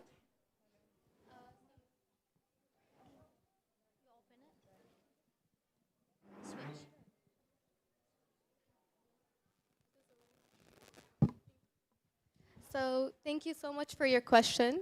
So as a grade 12 student, I've realized that STEM isn't only about theories and experiments in the lab. It's about things we use in everyday life. And using critical thinking and creativity are the main keys that helps us to use STEM in real life. For example, critical thinking helps us to analyze problems, ask better questions, and find the answer of why is this happening in real life. For example, like climate change and water shortage, we cannot just use textbooks to find these answers. We have to think logically, ask ourselves, and use more of our critical thinking and think outside of the box to find the solutions. And also critical thinking helps us to understand the consequences of different actions. And I believe that's how critical thinking should be in action in our daily life. And as for imagination, is really important role to problem solving. And that's what happens when we use creativity. So it helps us to understand things out of the box, and it helps us to find new innovative solutions. And sometimes when we use creativity, such as in group projects or you know, anything in school and not even in school, we might find a better solution that isn't that we found using creativity. And that's how we can also create a more engaging way to use it in real life. And also I believe that STEM isn't only about science, tech, engineering, and math in isolation. I believe that using these two factors, which is critical thinking and creativity, truly what makes STEM really important in our daily life, and it makes it more engaging to use. Thank you so much. Excellent. Thank you very much. Thank you. That is an amazing. حيوها لألين. تحية أكبر.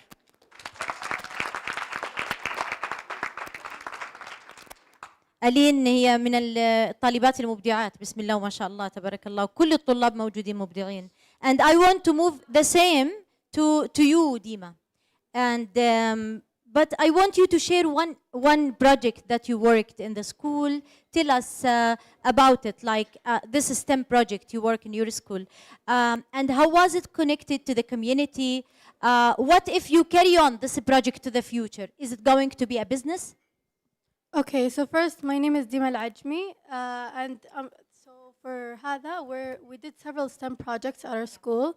We used a tool called Arduino.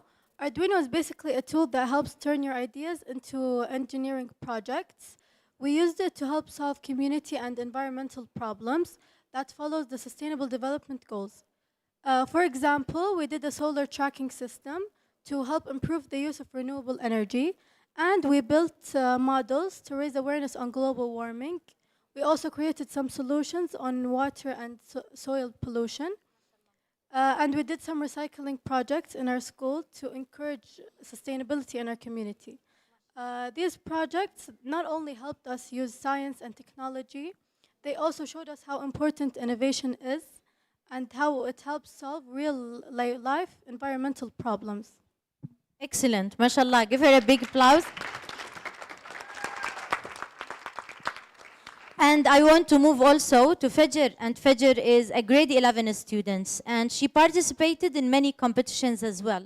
So, Fajr, what advice would you give other students about using their skills, critical skills, maybe digital skills, soft and hard skills, to solve problems beyond the classroom? Thank you, Dr. Rania, for this good question. Sure, STEM skills are not just in the classroom. They are life skills that prepare us to face real-world challenges. Yesterday, Dr. Ali Al-Hakami taught me and my teammate Saif how to use problem solving in real life. For example, how we can guess the area of this room without using pen and paper, just by finding the relationship between the wall segments and meters.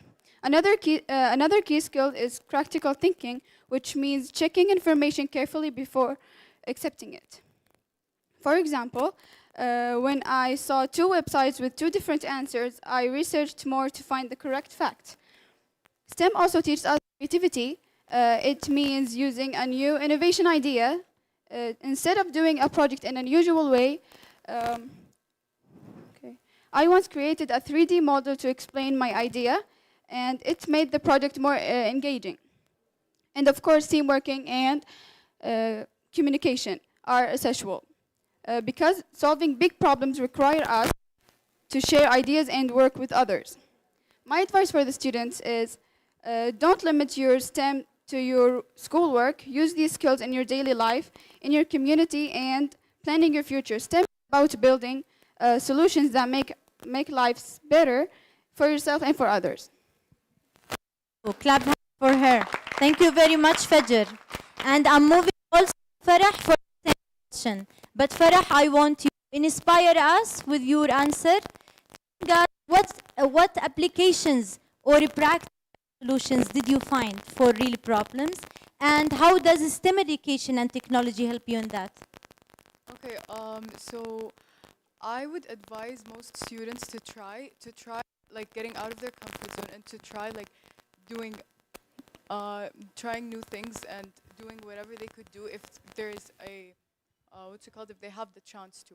So in the beginning, I cared about the grades my grades the most. I never really cared about STEM, specifically robotics, until my mom and my teacher like encouraged me to join a competition and focus more on technology, and that was really life-changing for me. And now I see STEM as something about education, about teamwork, and it's about the way you present yourself. I learned a lot about stress. I learned that it's not something that brings you down and not something that's always bad. It's something that motivates you to be the best version of yourself. And the more I achieved, the more I got like happier seeing my family be proud of me and like seeing myself be something I never thought I would be. Thank you very much. Give her a very big clap. And finally, last but not least, we're moving to Firas Al-Sha'lan. And Firas, how many, you know, in life we have many real problems that we face in life. Pollution, maybe lack of water, dehydration, a lot of things. And there are global warming. So how does STEM education help you in solving these problems? And do you think if we want to save the planet, do we need innovation? And what's an innovative STEM idea that you worked on with your team at the school and you like it to develop or carry it to higher level? That is a very interesting question, Dr. Rania, and that is highly appreciated. So I would like to ask a very important question, not just to all of the speakers here, but also to the entire audience. This is a very important question that I would like to ask to every single one of you guys. So do you guys struggle with breathing due to toxins or struggle with mental health? If you guys do, if it's a personal question, I completely understand, and you guys don't have to raise your hand. But if you guys would like to answer, please raise your hand. Okay, well, one thing that I've realized about STEM is that when you have around 2 or 3 ideas and you can't really differentiate between them or distinguish them, you can try to combine them into one big idea. And that's what I've done with my idea. I would like to initiate its first debut, Mind Air. So Mind Air that I've been working on, it's actually a AI power system that is responsible for expunging and eradicating any toxins, such as VOX, which is like the I don't know how to say it, but we have the VOX and then the PM, which is the particulate matter. Some of these are caused by cleaning products that have harmful chemicals, carbon monoxide, radon, and some other harmful and other detrimental toxins. So what Mind Air actually does is it acts as a simple interface. It has a simple interface embedded into the system, and it helps you in developing focus. So, for example, it also has a lot of key features, primarily two categories. For example, for air quality, it can improve the air quality, which is pretty simple. Number two, it can exterminate the toxin buildup, and also can do skin conductivity. So Now, you combine all these ideas on one project. in one project, yes. This is an inclusive, solution for a problem, right? Exactly. And of course, I know that these two problems are two significant problems that contribute to our society today. So I decided, why not combine these ideas? And again, one thing that I want to mention is for skin conductivity is that these pollutants, they don't actually, or I'd say directly affect you, but rather weaken your skin barriers. What does this mean, ladies and gentlemen? This practically means that this will weaken your skin defenses, which can augment the chances of encountering eczema, or maybe even skin cancer, la samahullah. So I would definitely say that, is this definitely my best idea? 50, I would definitely say that's debatable. But one thing that I would also like to add is that if you guys have more than one idea and you want to combine them, then I believe that it's possible. Because if you guys can happen to actually combine these two ideas that have correlation, then it's certainly possible to develop something that's so innovative that not even a company or traditional companies such as the air purifiers can do. And that's all I have to say. Thank you very much. You're amazing, Firas. Thank you. Aline, you have something to add? So I just wanted to add one more thing, which is the most important thing. So thank you, first of all, Dr. Rania, for giving this amazing opportunity. Thank you. And truly, this was an amazing opportunity for each one of us, and I'm pretty sure that each one of us as a student might have learned something that half an hour ago we've never learned. For example, for me, I learned how amazing STEM is and how we use it in our daily life, whether it's at school or not, and how sometimes we use it without even trying. So thank you. Thank you very much. It is our honor to have brilliant minds. I'm coming back to you, but we want to take the perspectives of the teaching team. So we heard the students and we heard the professionals, and we want now to know what is the role of the teachers. So if I want teacher Siwar, please, if you please share your insight with us. How do you guide students to connect what they learn in STEM classes in solving real-world challenges? Assalamu alaikum. Okay, so as a STEM teacher, actually I always try, me and my staff and my colleagues, we always try to like enhance the critical thinking, because without a STEM, without a critical thinking, there is no STEM. There is no linking between the subjects. And our main goal is actually to link and to find what links between, for example, math, technology, and English, or for example, between robotics and language. All right. So of course, guiding students, typically STEM students, is a hard and very motivating work for teachers, because we always try to connect what they studied with the real world problems, all right? So we don't just give you what is theoretically been discovered or written before. We try always to make you connect with the real world and solve problems using the subjects that you had or you had. All right, so something else is that in the traditional teaching, we've always tried to never start with a question, all right, to tease the brain of the student. Right now in the STEM teaching like method, we always try to think or to ask the student to make him think, to ask the student about, in the beginning of the session, for example, what do you think of that? We don't give him the result and then let him look for his or seek for his experience. In contrast, we try to make the student live the experience, try to think, for example, about air pollution, all right? I don't tell students, okay, air pollution happens because of that and that and that, and after that I tell them, all right, make your project, okay? Why not asking the right questions? So as a teacher, all the STEM teachers, they ask the right questions. This is a way, or one of the ways of guidance. Also, I wanna, Dr. Rania, I wanna just tell students and teachers and colleagues that focusing on language is one of the most important way to succeed in, for example, if you have a project like your colleague said, you all know that even if you have an idea, you need to write a report about it, right?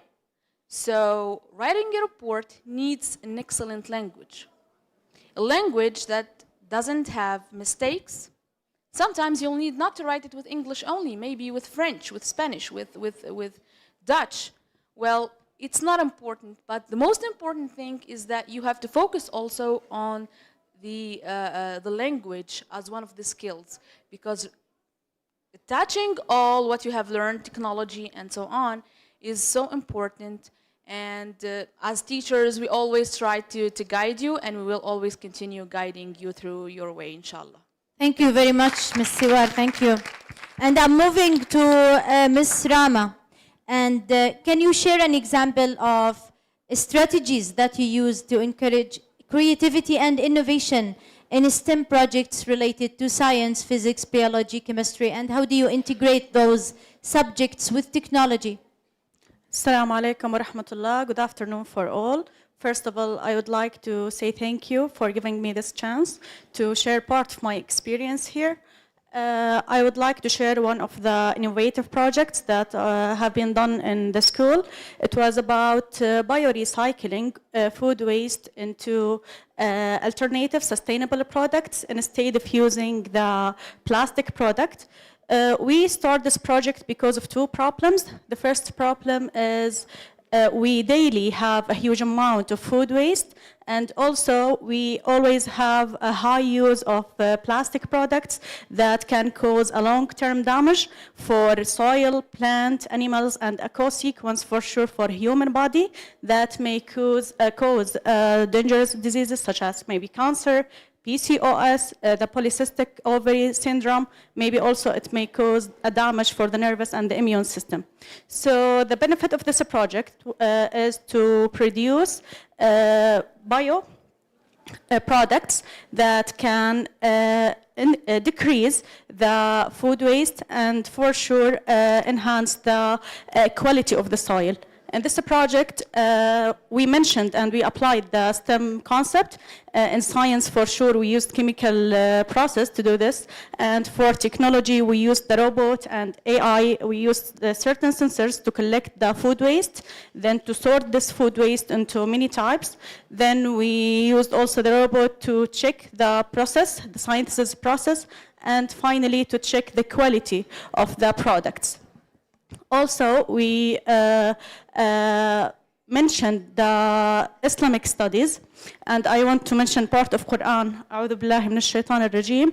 وإن تعدوا نعمة الله لا تحصوها. صدق الله العظيم. So in this project, all the students can understand that we need also to mention the Islam and Quran in our projects. Finally, for sure, this project strongly aligns with the sustainable goals of Saudi Envision 2030 that leads to reduce waste and develop the green technology. Thank you. Thank you very much. This is a comprehensive and holistic approach to education. And this leads us لموضوع آخر وهو متعلق جدا بالستم. وأريد أن أوجه سؤالي إليك أستاذة نورة حول الترابط بين الستم ورؤية السعودية والاستدامة، وما هو أثر المعلم في نقل هذا الشيء عبر المشاريع لجيل الطلاب القادم، القادة القادمين الجالسين أمامنا. السلام عليكم ورحمة الله وبركاته. سعيدة جدا نقابل نخبة من الطلاب يمثلون المملكة العربية السعودية. إن شاء الله نشوفكم في أكبر المحافل بإذن الله، ترفعون علم السعودية في كل مجال بإذن الله، نكون فخورين فيكم فعلا. طبعا كلنا عارفين توجه رؤية 2030 وأنتم أبطال الرؤية، أنتم من تحملون على عاتقكم هذه المهمة. بإذن الله يعني الدولة فاتحة المجال، داعمة بشكل قوي لكل مجالات التعليم. احنا في ستيم، طبعا تعليم ستيم ان التكنولوجيا، العلوم، الرياضيات، حث الطلاب على انتاج المشاريع. كل التعليم قائم على مشروع. ممكن انت بفكره مشروع البدايه، الفكره كيف نجدها من خلال حل مشكله، نطرح المشكله ونبحث عن حل لهذه المشكله، سواء طبعا عندنا في الاستدامه كثير من المجالات، سواء الاقتصاد، الصحه، الاجتماع، في أي مجال أنت تجين مشكلة تبحثين عن حل لها، ممكن هذا الحل ينقلك إلى تحقيق فوز على مستوى العالم، أنه فكرتك هذه تؤخذ وتتوج وتكون محققة فعلا لرؤية 2030. طبعا الأمير محمد بن سلمان أول داعم لنا، كلنا فخورين بقيادته. ما يعني لا يوجد لدينا أعذار أن لا نتقدم، أن لا نتطور، أن لا نكون فعلا مساعدين على تحقيق الرؤية. كيف نحقق الرؤية؟ أن نبحث عن المشكلات التي تواجهنا مثلا في المجتمع السعودي، في البيئة المحلية. طبعا نحن منفتحين على العالم، لكن في البداية خلينا نجد مشاكل موجودة في السعودية. أنا كطالب أبحث عن مشكلة موجودة في وطننا، طيب أبحث عنها، أبحث عن حل لهذه المشكلة، بحيث أن الحل هذا يكون يوافق الاستدامة التي تكون معنا في الرؤية، يكون حل على مدى الحياة مفيد لجيلكم والجيل اللي يجي من بعدكم بإذن الله. طبعا دائما أي طالب قارئ ومطلع وكثير الأسئلة هو الذي سوف يصل وسوف يحقق نجاح. عندما أطرح الأسئلة على معلميني، على الأخصائيين، أنا والله عندي تساؤلات كثيرة، ممكن يعني دائما الطالب اللي يسأل هذا طالب منفتح، طالب لديه قدرة على التعلم، هو أساساً يبغى يتعلم، فنسأل حتى نتعلم. نحن طبعاً بيئة محفزة في لطرح الأسئلة للطلاب، من فتح المجال أنهم يطرحون ويسألون، نشجع الإبداع. نتمنى دائماً أن يكون دائماً اسم المملكة عالياً، نتمنى دائماً أن نكون في كل المحافل زي ما نشوف في آيسف، في كثير من المحافل الدولية، أن قاعدين نحقق الرؤية، قاعدين نحقق أهداف الرؤية، قاعدين نحقق أهداف الاستدامة وفق ما جاء به توصية ولي العهد الأمير محمد بن سلمان. يعطيكم العافية. شكرا لك أستاذة نورة، شكرا. مازن، علي، فيصل، وليد، سيف، فراس، أبنائي كلمة أخيرة. ابدأ فراس. كلمة أخيرة خاتمة. Your last statement.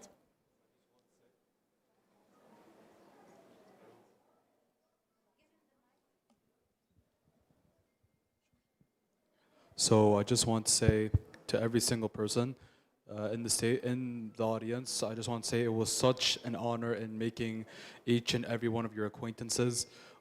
Again, I would like to emphasize that if you guys have more than a few ideas and somehow they have some type of correlation towards each other, I would highly recommend that you do this, since not only will you develop something so innovative that not even a traditional company can compete with. For example, when I was emphasizing about my idea for Mind Air, which was responsible for improving air quality and mental health. These two, they were connected, since due to immense toxin buildup, this can also lead to skyrocketing stress levels and also deteriorating mental health. So I realized that I had to do something about this, especially since these two problems are the most significant problems that we deal in our society. So again, to every single one of you guys, I'm gonna say this again. If you guys have more than one idea and they're at least correlated towards each other, then I recommend that you just make a project that actually emphasizes about these two ideas together in some way that not even these competitors can compete with your company. Assalamu alaikum. Safe. First, I want to thank Mr. Rania and IB Forum, and also Dr. Ali Hakami for this amazing discussion panel. Thank you everyone for being here. We also thank the STEM teachers for their guidance.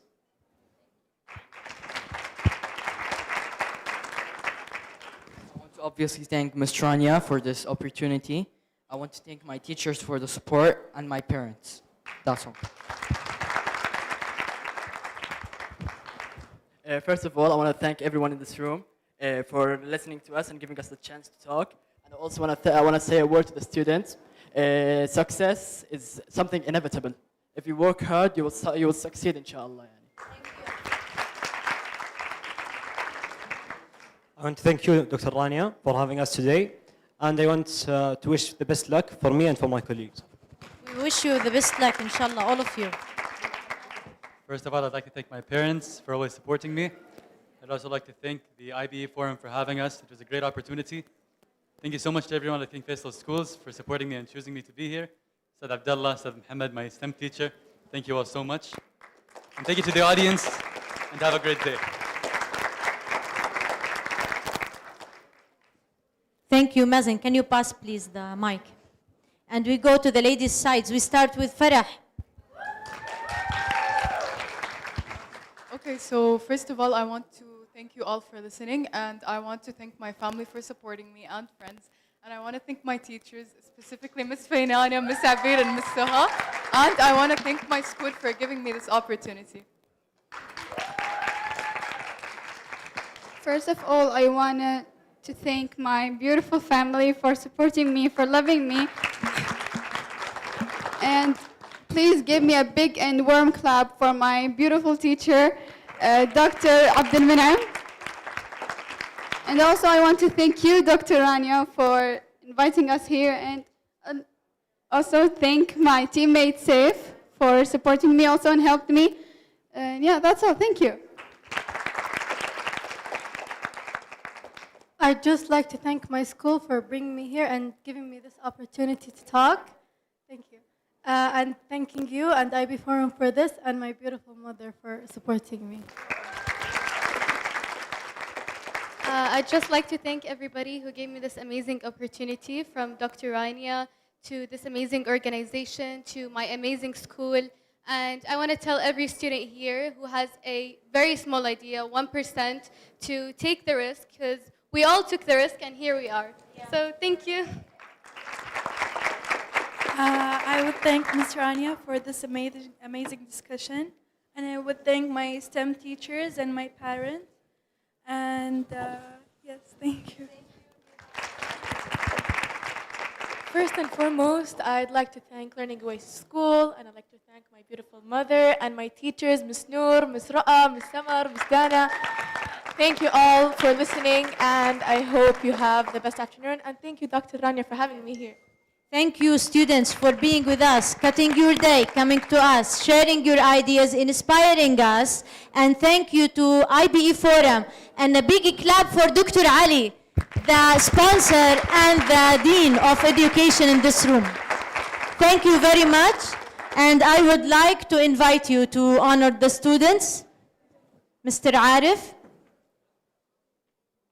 Dr. Ali.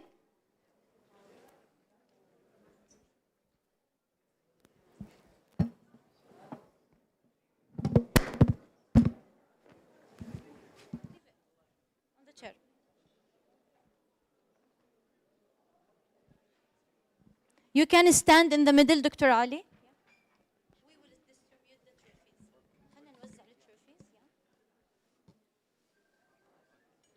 Can I invite the teachers to take the trophies? Teachers, please join us. I know the stage is very crowded. I need 3 more.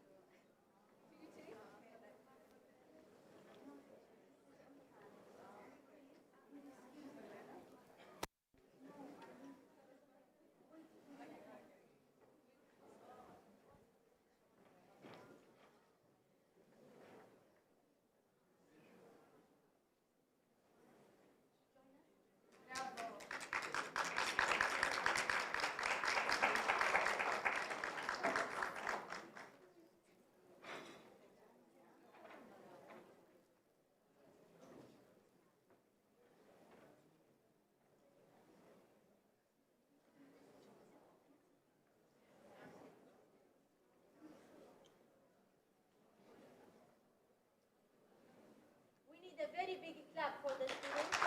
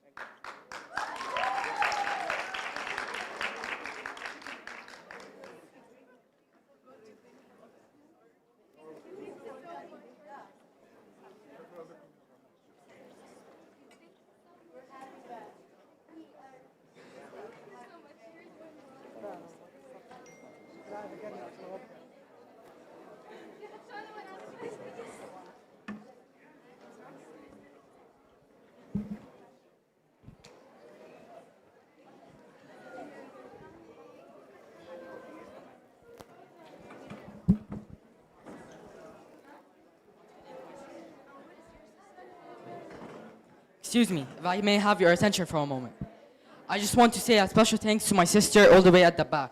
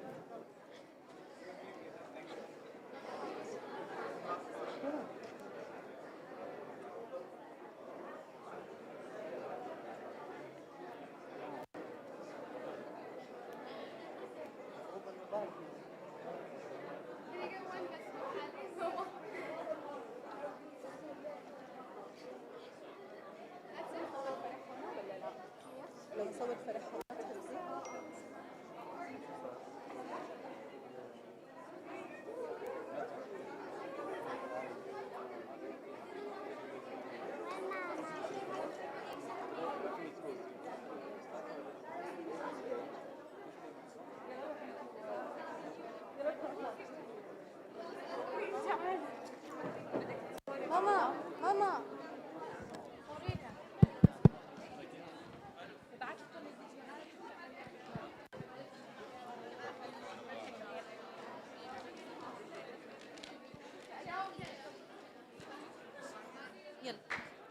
يعطيك العافية، أهلا وسهلا، كيف حالك؟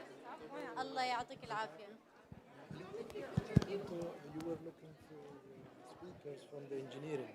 Yeah, we are. أنا من كلية الهندسة. طيب دقيقة بقدم دكتورة فينانا we yeah, were just waiting 1 minute. Yeah, 1 minute. Yeah. Is it open? طيب I'm looking for my mobile.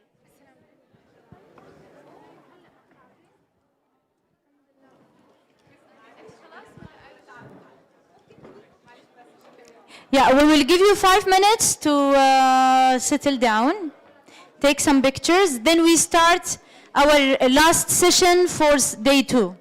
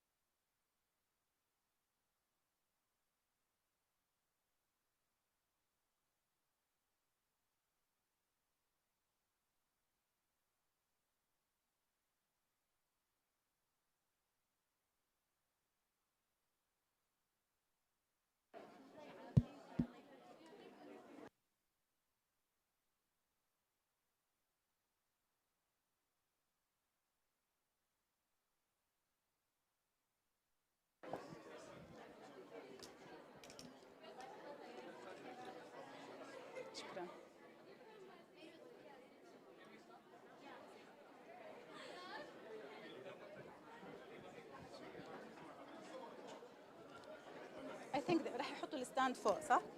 They will put the stand up. Okay. Thank you.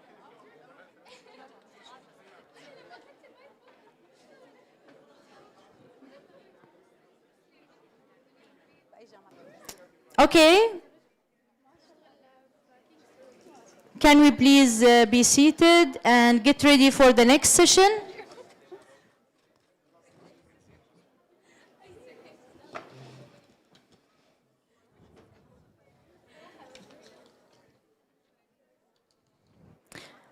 Please help me and welcome on the stage the amazing Fainana Ahmed, Head of STEM and Robotics at the Encyclopedia Science School, a robotics engineer educator.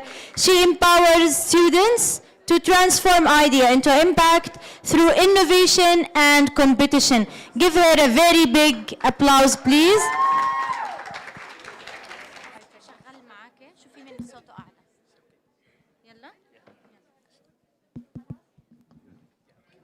Hello? Hello? Okay.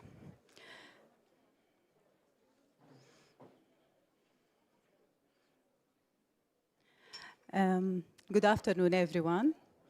I'm honored to be here in the Smart Education Conference. I want to share with you a topic that's very close to my heart. It's the power of innovation in education. Let me introduce myself. Let me try this.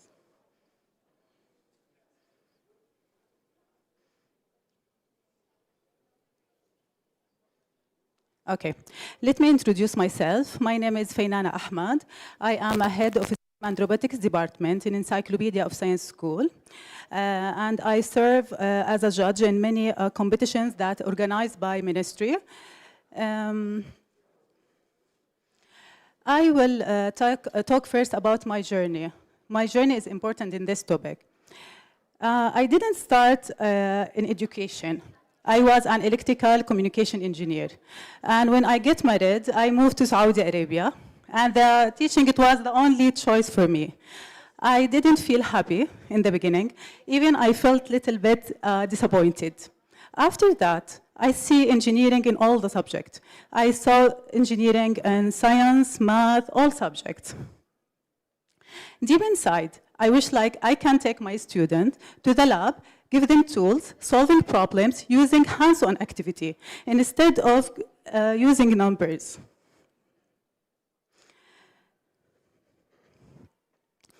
Okay, the beginning it was like a robotics teacher. The ministry started to organize competitions. Then we brought like a simple kit and we started to try this kit. In that time, we didn't have like enough resources, no AI, nothing. And we worked many hours to do it. And at the end, we made it and we won.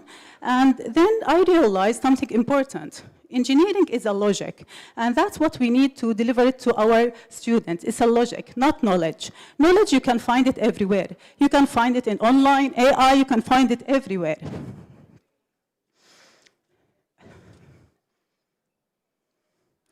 STEM and robotics are not just about knowledge or technical skills. They build personality, they increase confidence, they allow students to discover themselves in a way that traditional subjects sometimes don't. Sometimes I am amazed from my colleagues when they told me, like, we have this student, he's not doing well in science or math, and he is amazing in the robotics or STEM lab. Like, this is a practical subject. Give the students who are not really good in math or science, give them a chance to feel that they are seen, they are successful. Give them confidence, and this is what we have, alhamdulillah. I tried in my speech today to not talk a lot. I want to show you things that happened in my lab. Some of them are funny, but it reflects what I mean. I will start first video, please.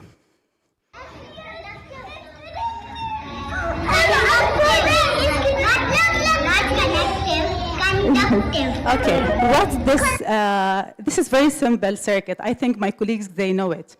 Like, we brought things and we tell the kids to check if this is conductive or not conductive. So I give them ruler things, and when they finish, this girl, can you repeat the video, please? She's trying to test her body. And she was putting her face, her hands, and look at here. She's saying all our body is conductive. And that was amazing. And what she said next, teacher, our body is conductive, that's why electricity is dangerous. I was feeling amazed. How, like in this age, we always tell our kids electricity is dangerous, but they never know why. And like, this is very simple STEM activity. They know it, and they give me like very scientific information with hands-on activity.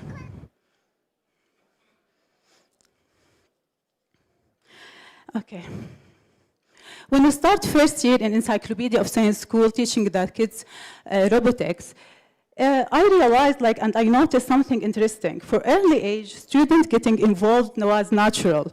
They loved to explore, experimented, and learned with its curiosity. For older students, it was sometimes more challenges. In first year, we were trying to make at least one team to participate in WRO competition, which is a global competition. And we went to Rima, she is one of my students, before 3 years or 4 years. And we started to convince her to participate. Even we called moms to convince them to participate. After a while, we have like one team with 2 girls in the first year in Encyclopedia of Science School. After that, you know what happened? I was waiting just to taste the honey of achievement. They won first place in Riyadh, third place in the whole kingdom, in worldwide competition. I was so proud for them. Then what happened? They come back to school, they give this feeling to everyone, and alhamdulillah, now we have a lot of teams are participating in robotics competition. I will show you the second video, please.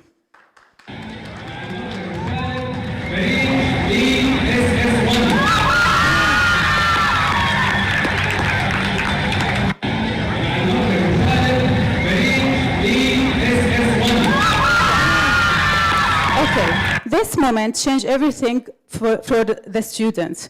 All of them, they want to test this achievement. This is not about winning or whatever. This is Rima Al-Hamad, she started with me before 3 years, and now she cannot stop. Every year, she come back to my lab and participate again and bring more friends with her because she give them this, they want to be like her. Okay, after 3 years, alhamdulillah, we have a lot of students who not just they are, okay.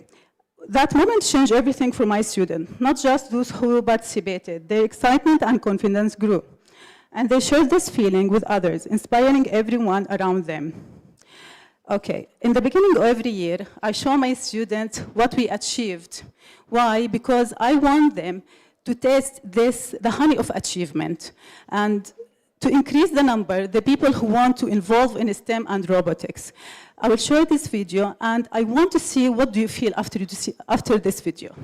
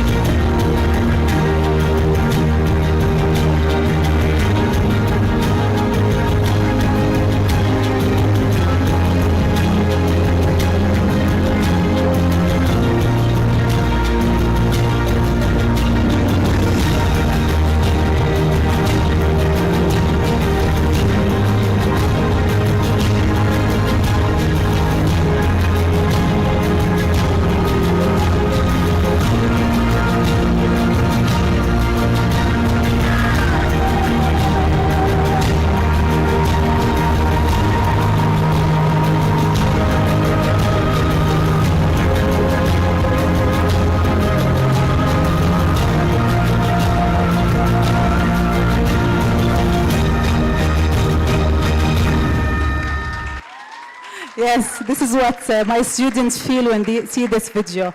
I show them this video in the beginning of every year, and when they see this video, they start to tell me words. Teacher, I want to be like them. Teacher, when we can start? Teacher, so we need students, we need leaders to lead the other students to complete, and we have more and more, not only in my school. We want it in all Saudi Arabia. We want these girls to be more and more to represent our country, and we are so proud of them. Thank you so much. They are with me today. I want to say thank you. Okay. At the beginning, we involved the parents in every steps. It wasn't always easy, and things were not always clear. Yani when we tell someone's mom or dad and we have a competition, it wasn't really clear for them what's gonna happen. After that, they understood the value of what we were doing and became part of this exciting journey with us. I will show you this video. One of moms here with us, and she's telling us her, she was, and we were participating in competition, and she was with us every step. So can you please share with us? السلام عليكم، معكم إسراء كمال والدة فرح الحولي. بالنسبة للمسابقة كانت في البداية يعني تنطرح مسابقات عديدة يتطلب ترشيح فيها بعض البنات لنفسهم، وما كان الموضوع بالنسبة لنا أخذ حيز كبير من التفكير، إلى أن مرة من المرات صراحة جات معي فرح وقالت ترى فرح عندها إمكانيات جدا كبيرة، خليها تشترك في المسابقة وتجرب. وبعدها يمكن كانت تجربة أكثر من إنها مسابقة بكثير، كانت رحلة تغيير غيرت فينا مفاهيم عديدة، كان فيها لحظات مختلفة مرينا فيها مع بعض، كان فيها لحظات فخر كبيرة جدا من الأخت لأختها، من المعلمة لطالبتها، من الأم لبنتها، من كل العائلة، حتى كانت تعدت لحظات الفخر بين المحيط، حتى كانت لحظات فخر وطنية لما شفنا في المسابقات هذه كيف بناتنا وأولادنا من المملكة العربية السعودية كيف إنهم هم مثلونا بأفضل صورة ممكنة خارج المملكة مع فرق مختلفة من دول مختلفة.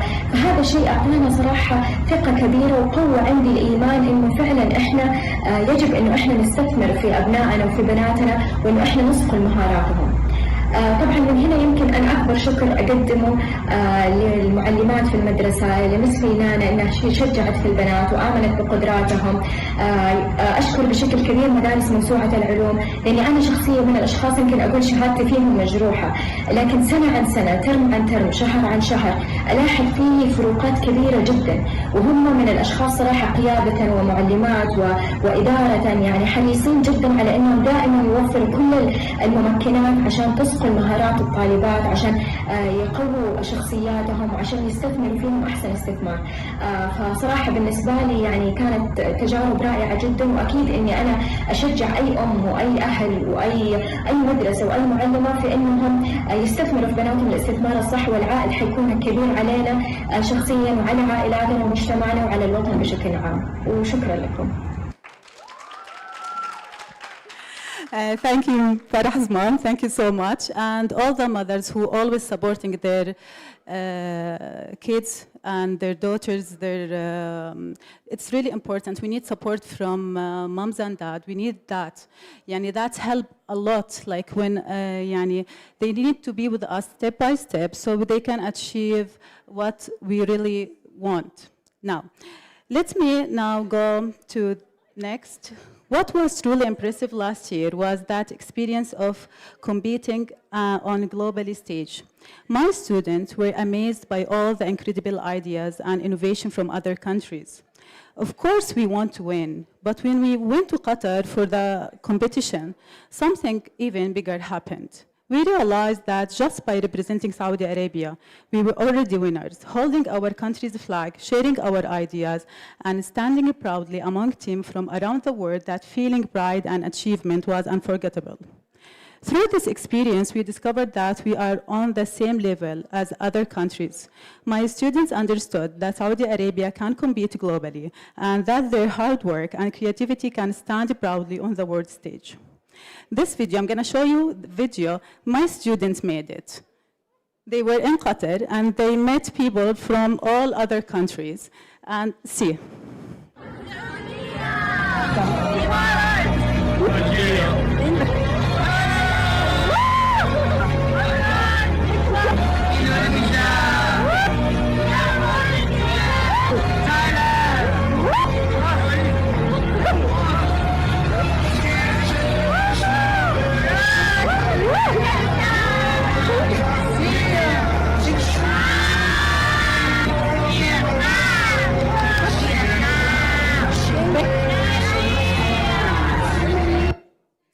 Okay, this is very nice video, very nice experience.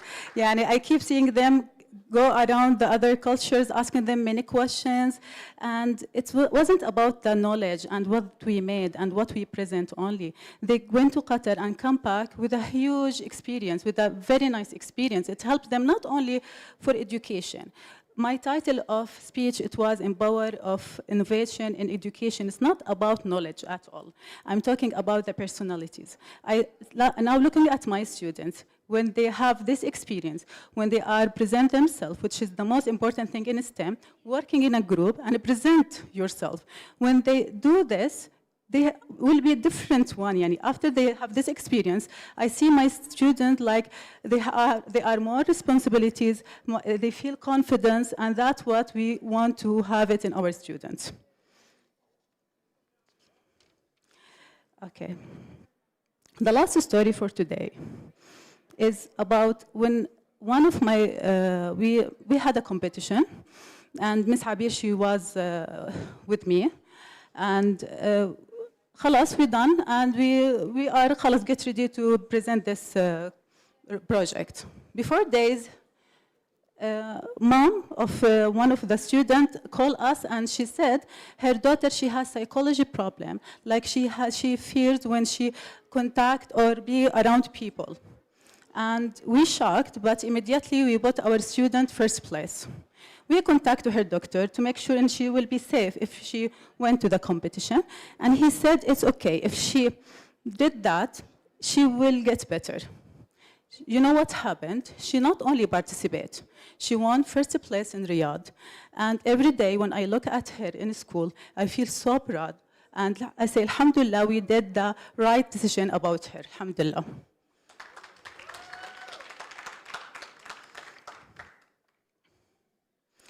So I want to tell you that this power is not only about knowledge. It's about logic, personality, confidence, and ability to discover oneself fully. Innovation in education transforms students, helping them grow not just academically, but as thinkers, creators, and leaders of the futures. In conclusion, the power of innovation in education, especially through STEM and robotics, is not just about knowledge. It's built logic, creativity, confidence, and personality. It allows students to explore, discover, and lead, preparing them for a future and full of possibilities. Thank you so much. I'm honored to share my journey with you today and to witness how education, innovation, and passion can transform young minds. Together, we can continue to shape a brighter, smarter, and more innovative future for all our students. Thank you so much.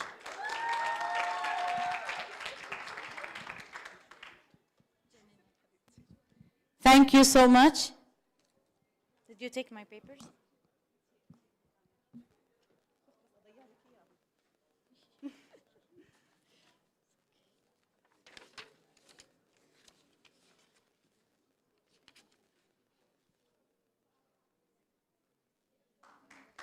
Thank you so much for Engineer Fainana for this wonderful workshop. And ladies and gentlemen, as we come to the close of this year's annual STEM Saudi event, we look back with pride at the pride ideas shared. We would like to honor Ms. Fainana. Please come back to the stage.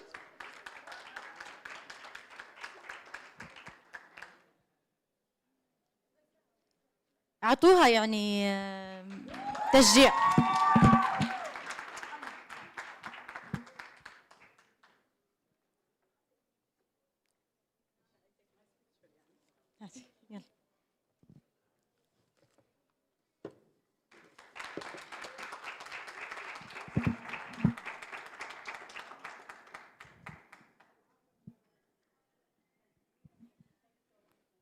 Thank you very much. See you next year. Ladies and gentlemen, as we come to the close of this year's annual Saudi STEM Summit, we look back with pride at the ideas shared, the connections built, and the inspiration sparked over the past days. This gathering has been more than just an event. It has been a celebration, collaboration, innovation, and vision of the future. On the behalf of the organizing committee, I extend my deep gratitude to our distinguished speakers, dedicated partners, and of course, all of you, our participants, whose passion, engagement make this event a true success. Let's carry forward the spirit of what we achieved here today, continuing work together, turn knowledge into action and vision into reality. Thank you very much and see you next year. Thank you. Thank you, IB Forum. To the stage. خلاص. خلاص.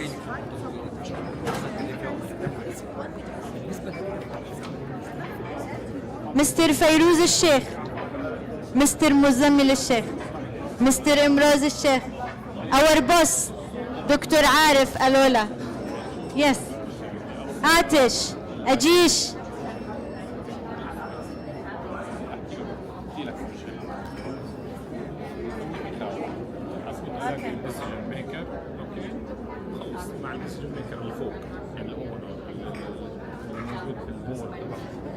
Thank you, everyone.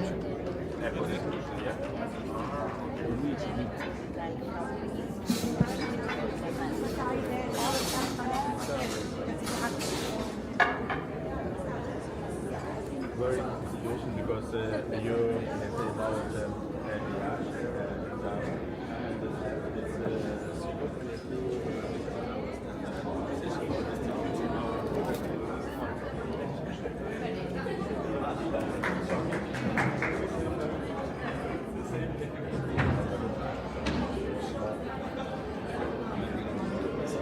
وعليكم السلام. احنا عم نقدم مراكز التربية وعليكم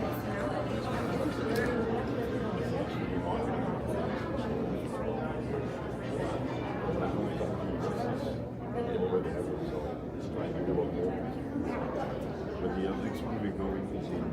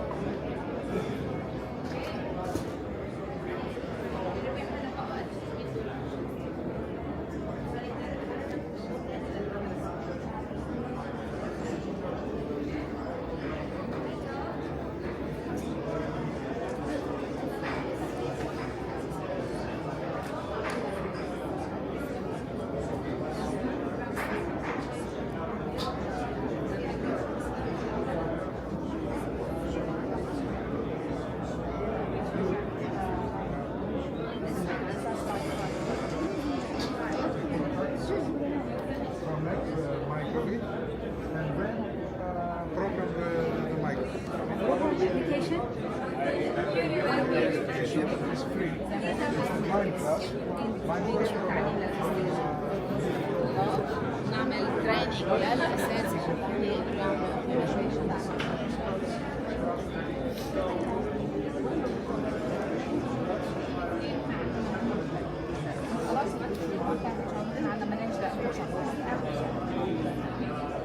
لأنه في كتير ناس عندها MP3 بس ما بتعرف تشتغل فيها.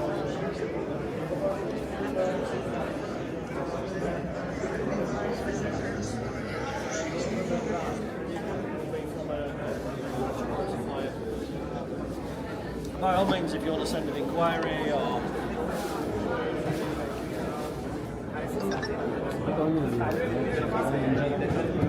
all over the...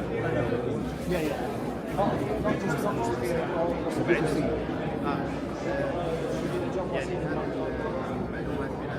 احنا بدأنا